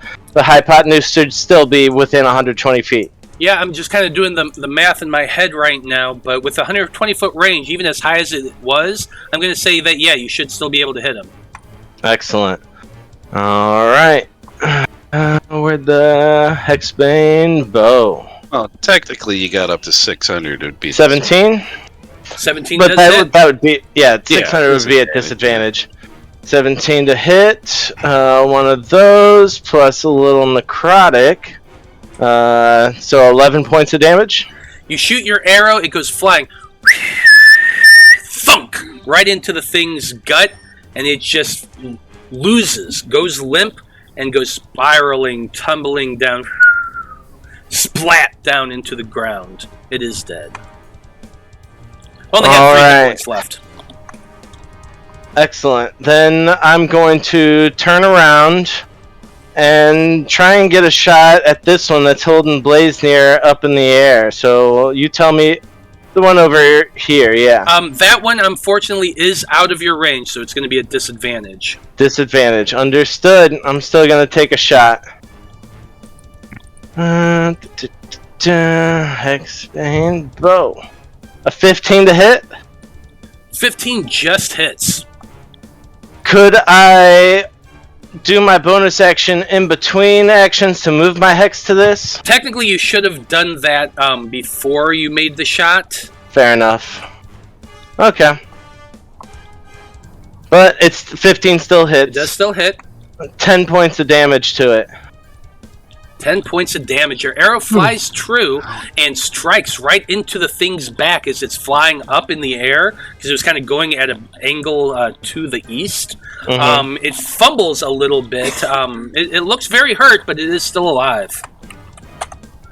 Could it possibly drop Blaznir, or is that not enough damage to make it drop him? I'm going to say it's not enough damage to drop him.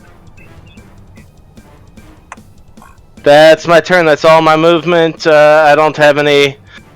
Actually, bonus action, I can do Step of the Wind. I'll get back into the fray over here. There you go. Move your hex. 10, 15, 20, 25, Or you could 30, always move your hex if you wanted to. 40, 45, 50, 55 to next hit. round. Yeah, I can do that next round. It That's won't make a difference at this point, so... Since I didn't use my bonus action, I'll use it for that and spend another key point there. Alright. Okay, well, with that, it is Caia's turn. Now, Caia, you are in a T-Rex's mouth. He's currently grinding on you, holding you in its mouth as it was walking. So, really, the only thing you can do right now is, let's see, it is grappled. So, technically, She you is still could. restrained. Whatever the rules for restrained are. Let me see here. Okay, its speed becomes 0, and you can't make any benefits to the bonus of its speed. Attack rolls against the creature have advantage, and the creature's attack rolls have disadvantage. So technically, you could still try to attack as you're being held in this T-Rex's mouth, or you can try to escape. You mean dex saving throws? 17 to get out. Well, no, attack rolls have disadvantage, and dexterity saving throws have disadvantage. Oh, okay. My attack rolls have disadvantage. Yes. That's fine. I'll take it. 1, 2, 21 and 13. The 21 does hit. 13 doesn't. And then I'm gonna do my fist of. Well, you don't actually need to because a 13. He only had 5 hit points left. He was super, super weak. So as you're like, I imagine as the T-Rex is holding you, you're like half in, half out, and you just pull that quarterstaff and shove it upward directly into the skull and the roof of this thing's mouth, which breaks through the bone and into the brain. Sounds good. And the important thing is he's dead. Well, yeah, the important thing is he's dead. He goes falling and smashes down. It does do some damage to you because it's literally slamming after a 20-foot fall, and you're already being pierced. So it just kind of drives the skull downward more. What you're going to take is... Is this going to be considered fall damage?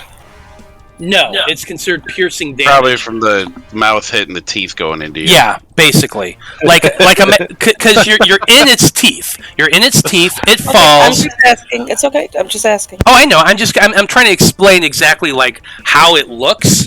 Because it lands, it hits, the jaws close just a little bit more. What you're going to be taking from this is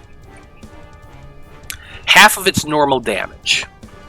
Oh shit, that's 4d12 plus like something. Well, I'm rolling 2d12. I know, but still, that's still a lot. Potentially.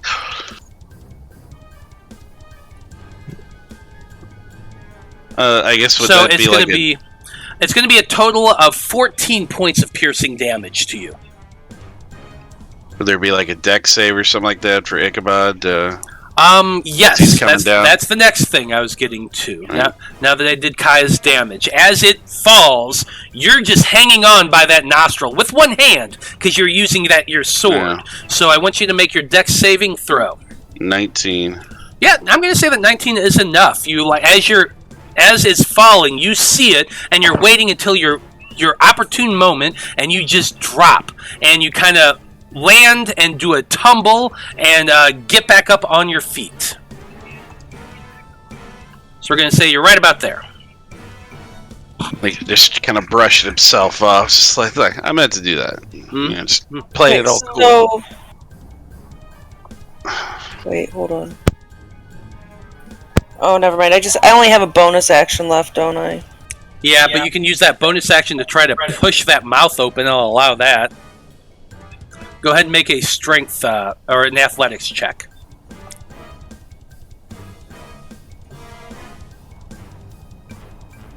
Oof. It wasn't supposed to be. It's a 10. I didn't. Dang. Yeah, unfortunately, you're pushing as hard as you can, but the jaw is just locked in place after landing on the ground, and you are unable to push it off your body. So you're still stuck there. Your speed is still 0. Eek. But you did kill a T-Rex. Yep.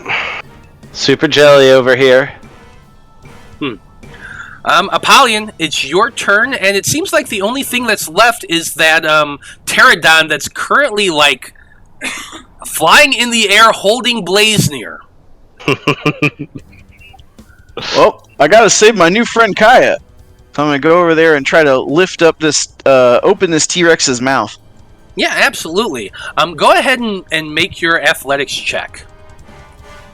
At advantage because I he's get still advantage, raging. right? I'm raging. Yeah, you're raging, so you get advantage.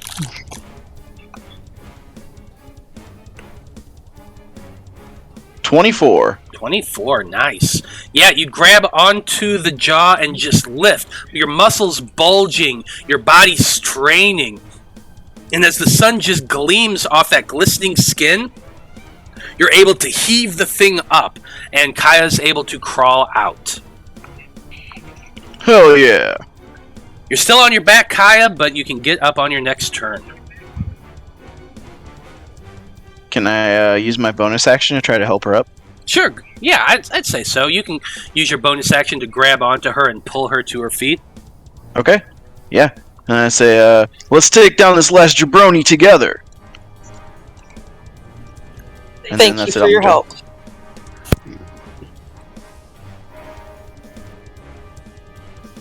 Okay.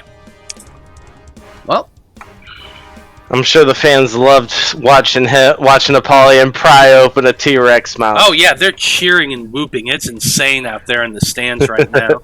But Blaznir, it is your turn. You're currently being held about 25 feet in the air as this teardown is just flying upwards. What are you wanting to do? I'm just gonna wild shape into something that's small enough to get out of its claws. Okay, And, what do you like, wild fly shaping away. A hummingbird. into? Okay, I like it. So Blaznir just shifts, and suddenly he goes from being really big to really small, which does help because you actually have advantage on your dexterity saving throw. So go ahead and make your dex saving throw with advantage to get away. 14.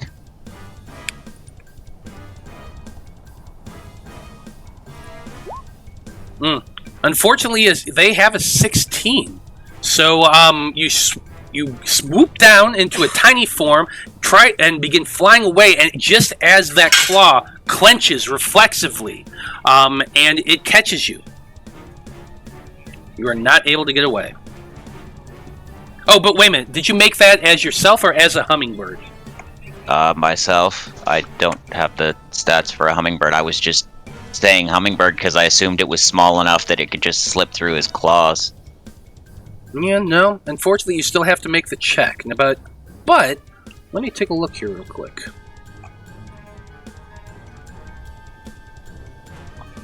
Yeah, if the hummingbird had maybe a DC, like a dexterity 2 higher than that, then it would have made a difference.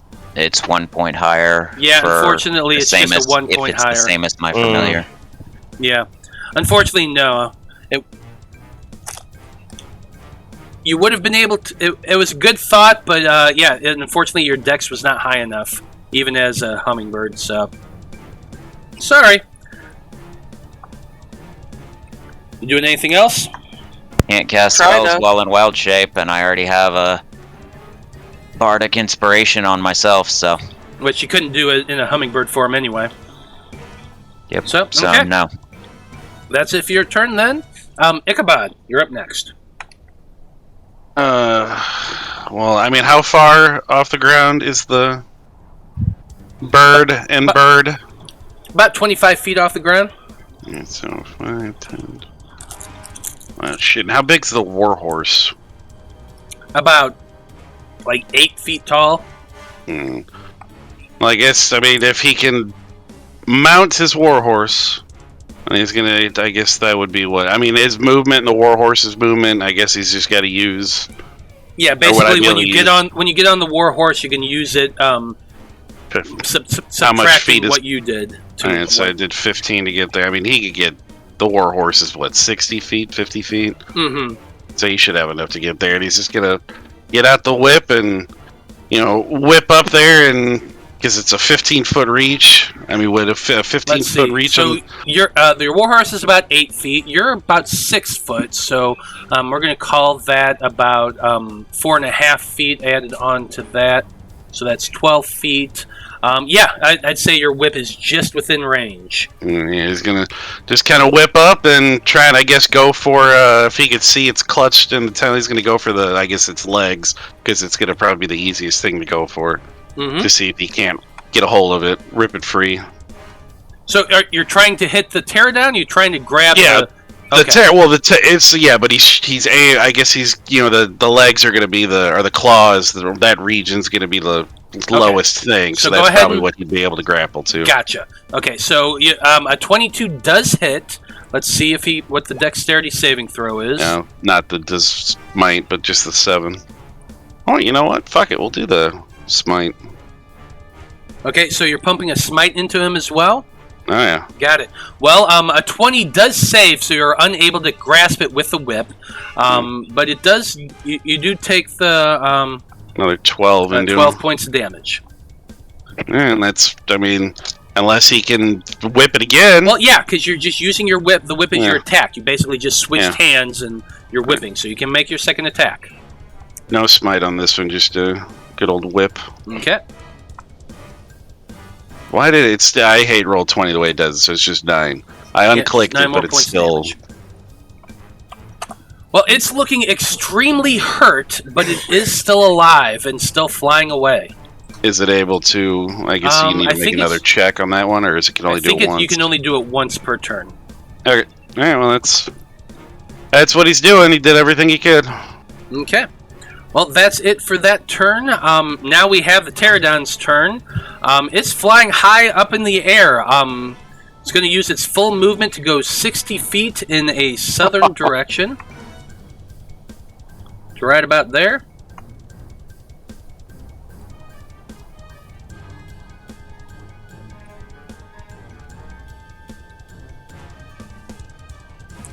It can only make the one attack with a bite since it's holding you.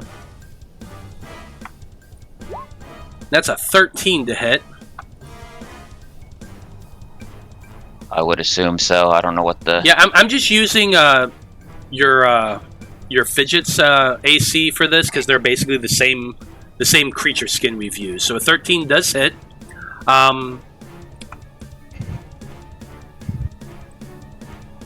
So that's 14 points of piercing damage. 1 goes to the wild shape form. The other 13 goes to you as you poof back into place. But here's the thing about that. Because you are really tiny, and then he stabs, and you suddenly got really big, which just is going to break open the grasp that he had. Because like he was around your whole body, and then you went big. So it drops you. Fortunately, it wasn't that high off the ground. It didn't go very far, but you are falling right now. But wait, you said he used the rest of his movement to go like 60 feet up, so doesn't that make him like 80 feet up?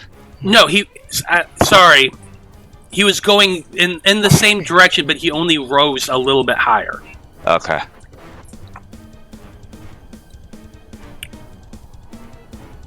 Yeah, because he's only 35 feet off the ground right now.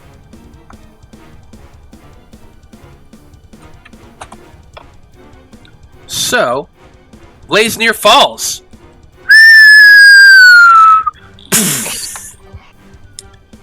Taking 14 points of bludgeoning damage. How you looking, Blaznir? Like I had a 300-pound dinosaur on top of me, crushing the life out of me, and then I fell. Sometimes staying in the back still doesn't work. Now you are prone on the ground, and the Pterodon is flying above you. But that's it for its turn. Liam, you're up next. Excellent. So I'm gonna come over here and put a foot up on this dead creature here and kind of pose a little bit. And for bonus action, I will move my hex over to this new Pterodon. And I'm going to place 2 arrows in my bow and take both shots. You like it? So the one was a terrible shot.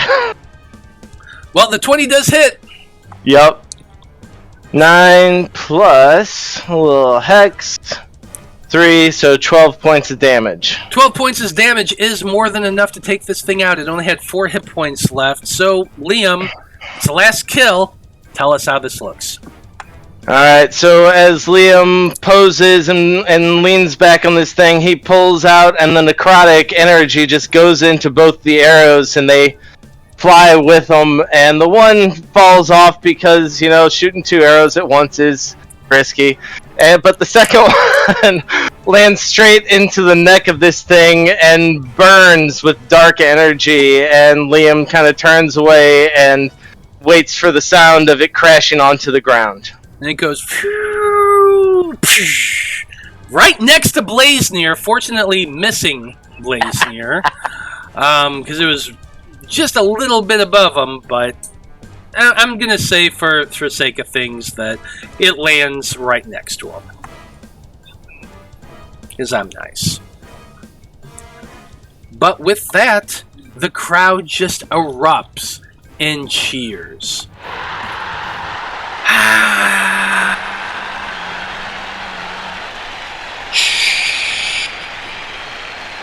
The crowd is going wild. People are clapping. More coins are being thrown out into the arena. The crowd is just loving this. Loving this. It was an amazing battle. All of you are not feeling the greatest, to be sure, but you do stand victorious. Bloodied, battered, beaten, down, but not defeated. You look back and you can see the Zaim sitting there next to Abir, and he stands up and he walks over to the edge, and he just seems to be clapping down, nodding his head. And then he looks at you, Apollyon, and he gives you a thumbs up. All right. Yeah, I raise my trident high and wave to the Zaim, and then turn to face the crowd and take all their adoration. Oh, and they definitely are loving it. The crowd is just ecstatic. You're seeing slaves come running out. Some of them are starting to work to drag away these monsters. Others are gathering up the coins that are in the dust. More people are just throwing money at you. They're just enthralled by this amazing performance that you all managed to accomplish. Instead of Liam's showboating that he did a little bit at the end of the last round, he just kind of does a solemn bow in like all four directions. Yeah, I like it. So in total, as your group eventually the cheers died down. The MC calls out, "We give you your champions! Well done! Well done, Apollyon and your fighters!" Okay, and eventually you are escorted out. The amount of money that you're given once you return to the lower level of the Colosseum is 680 gold pieces. Mostly it's in copper and silver. There's a handful, there and gold coins in there as well, but they make change for you because, you know, money's a pain in the ass and I don't want to figure Is that out. each or total? Total. That's Be, what, 5 of us? 30 a piece.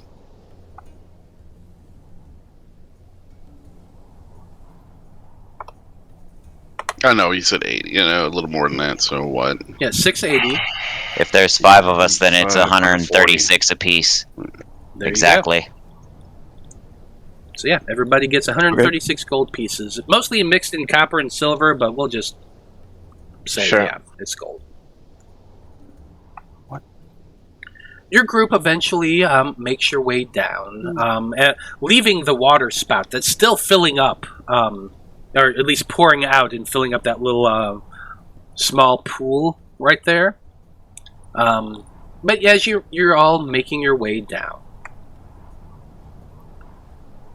you come back to see a bar filled with people, and a large amount of cheering begins coming up from just the crowds themselves. There's a lot of people watching your battle, and it's impressive. And the entire bar is cheering and clapping for you as well. Now, as your group steps forward into the bar itself, Apollyon, you stop short. Standing there in the middle of the bar, you recognize a very tall human. Dark ebony skin. A wide smile with a thin goatee and a thin crop of hair on his head. His body is completely ripped. He's only wearing a bit of a loincloth and a belt over the lower side. His chest is completely bare, as are his feet. He does not wear any other clothing except for that brief there. But that big grin is there as he's kind of squinting his eyes a little bit, and he just is clapping just as much as everybody else. Most of you all don't know who this man is, but Apollyon, you recognize him immediately. Oh, Mr. Oliver, my beautiful biscuit. How are you? And I rush over and embrace him in a big bear hug. Yeah, you make this gigantic bear hug and these huge arms. Like, you've seen Apollyon's arms. He's big. This guy's even more ripped than Apollyon. And the two of them just grasp one another in this huge bear hug. And I want you, Apollyon, to make an athletics check for me. All right. You introduced Biscuit and blood wasn't there. So disgusting. 26. That beats his 21. The two of you are just straining, hugging each other in this fierce embrace. I hoist him up till his feet are off the ground, and I just spin around. And carefree, spinning and hugging. And he just plants this gigantic kiss on your lips, Apollyon. And just we definitely make out for like a couple minutes. Yeah. It's a like little real uncomfortable. Awkward. It's good and awkward. It is a little awkward and uncomfortable for a lot of the people in the bar, but they're still cheering your victory until like everyone just stops and they're watching, and like there's a little bit of that, sweet, loving music that kind of comes through. Somebody starts playing it. Yeah, somebody starts whisper. like maybe Blaznir in the back just starts strumming on his lute a little bit. No. No? Aw, but somebody's doing it then. Can you feel the love tonight? And he's just saying, Apollyon, I'm so happy to see you, Apollyon. And as you're holding him, like, you can tell he's pretty fucked up.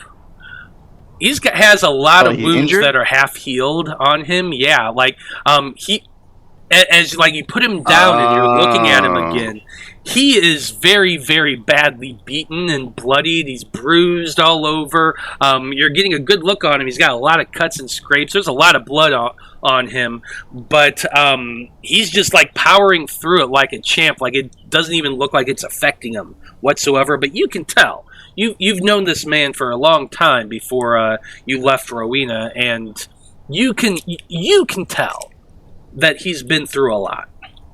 He's the one that survived. Yeah. How have you been? You look a little. Oh, Apollyon, it was an interesting battle, but I won in the end. It was fine. I lost the rest of my party. They wasn't as strong as I am, but I was victorious in the end. All right, that's all that matters. Yeah. And the two of you just I knew hug we again. two would always be champions. Yeah, he hugs you again, very fiercely. And he's just like, Apollyon, I knew you were still alive somewhere out there. Oh yes, I've gone on a little adventure and made some new friends, but now I've returned, and I intend to be the champion once again. And when I do, you and I will get out of here forever. You'll always be a champion to me, Apollyon. I can't decide what this guy's voice is. But I keep going back slightly different each time. It's okay. But he leads you. I offer him a health potion. Okay. He will take that, which is just a lesser. Cure light wounds. Okay.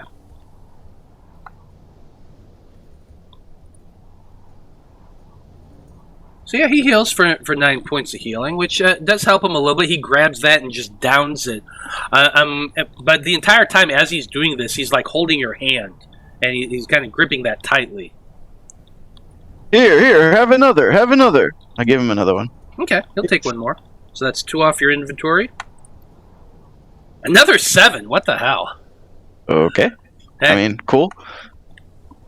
How's that feel? Are you doing better, buddy? You're seeing some of the bruising go away, some of the swelling. I mean, he's a big guy. He can take like a lot of damage and look like he's fine. So even the fact that it's visible at all can kind of tell you the story.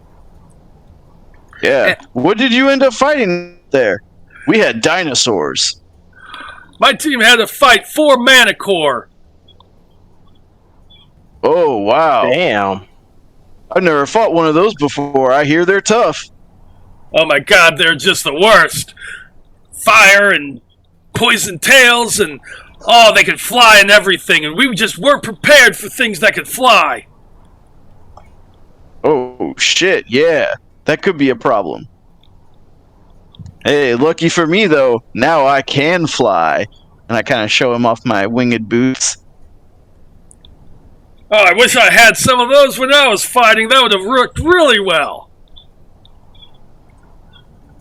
And Indeed, but I'm saving these bad boys to fight Grovy Bear. I mean, Umbrager.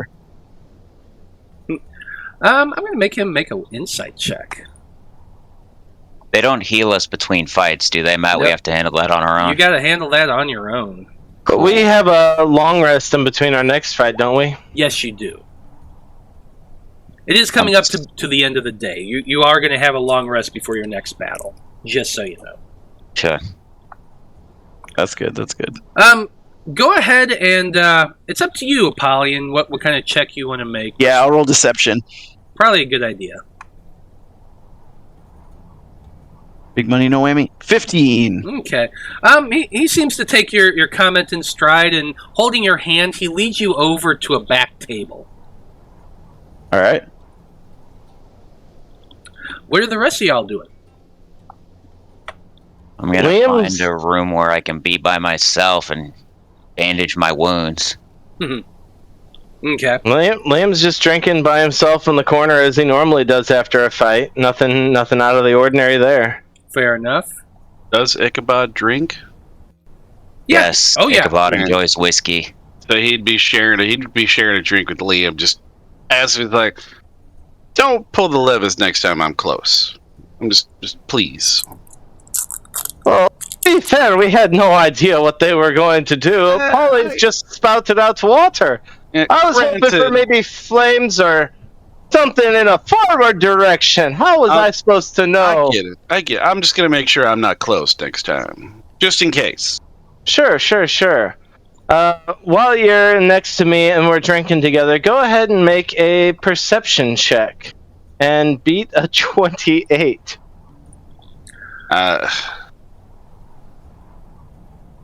Well, I mean, he can't because Right. he's got only perception. Okay, I rolled pretty freaking good on that. So your whip is now in my hand, and I hide it for a couple seconds, realizing that you haven't seen it yet, and I probably pull it out and I crack it a couple times. This is a pretty neat little weapon you've got here. Oh, you better give that back. I mean, the father will not tolerate theft of his soldiers' weaponry. Oh, the soldier's weaponry. This was made from what exactly? You guys said a beholder? Right. Yeah. The Willow furthest made it thing for from maybe holy that there is. Would I be correct in saying that? It has been repurposed. That is what the father dictates. Right. I'm sure the father loves that you're holding the skin of a beholder with you at all times. Anyway, yeah, I hand it right back. Scripture, do you? The father, that's not really a big issue. Well, you've got loose morals then. Sounds like a great father. Not really. You don't read scripture, do you? I don't read a lot of things. Yeah, killing a creature and making something of it, claiming that's not against the father's teachings. Well, you would know better than me. Well, as you all are sitting there, Blaznir went off to go find a place to heal himself up a bit. Liam and Ichabod are debating theology while Biscuit and Apollyon are sitting there talking. Caia, what are you up to? I probably would have done the same as Blaznir and went and healed up because I'm not doing so great either. That's fair. That's definitely fair. Now, are we going to be getting a long rest after this? Yes. At the end of this, we are going to have a long rest, and it is 5:58. So I think this is a good place to end things here, with Blaznir and Caia bandaging their wounds, Biscuit and Apollyon reconnecting, and Liam and Ichabod debating That's what theology. we call it. No, they're in the bar with you, sitting at the same table. Is this something that the very xenophobic, Ichabod is probably looking at, just like, what the fuck is this blasphemy? This kind of thing. Would he be that kind? I mean, we'll find out. We'll find out next week when Brie is back, and she can really determine how canonically human on Minotaur, relations. Exactly, but Brie will be able to decide that. And anyway, great job. Y'all survived the dinosaurs, so that's good. That's good. How'd you like fighting the prehistoric terrors? It was awesome. I wish I was more directed towards the Tyrannosaurus, but not everybody can get an attack off on that thing. Yeah. I loved how that went down, though. Yeah. Oh yeah, that was sweet. I got to pry open its jaws. Yeah. Hell yeah. Well, thank you to everybody who watched this evening. We very much appreciate hanging out with us. If you want to help support the stream, please follow us here on Twitch. If you're watching this on YouTube, please like and comment. Follow us if you can. Subscribe if you can on YouTube. We very much appreciate all that. It very much helps the algorithm. So, but yeah. On behalf of everyone here with the Gladiators of the Azure Championship, I just want to say once again, thank you for watching.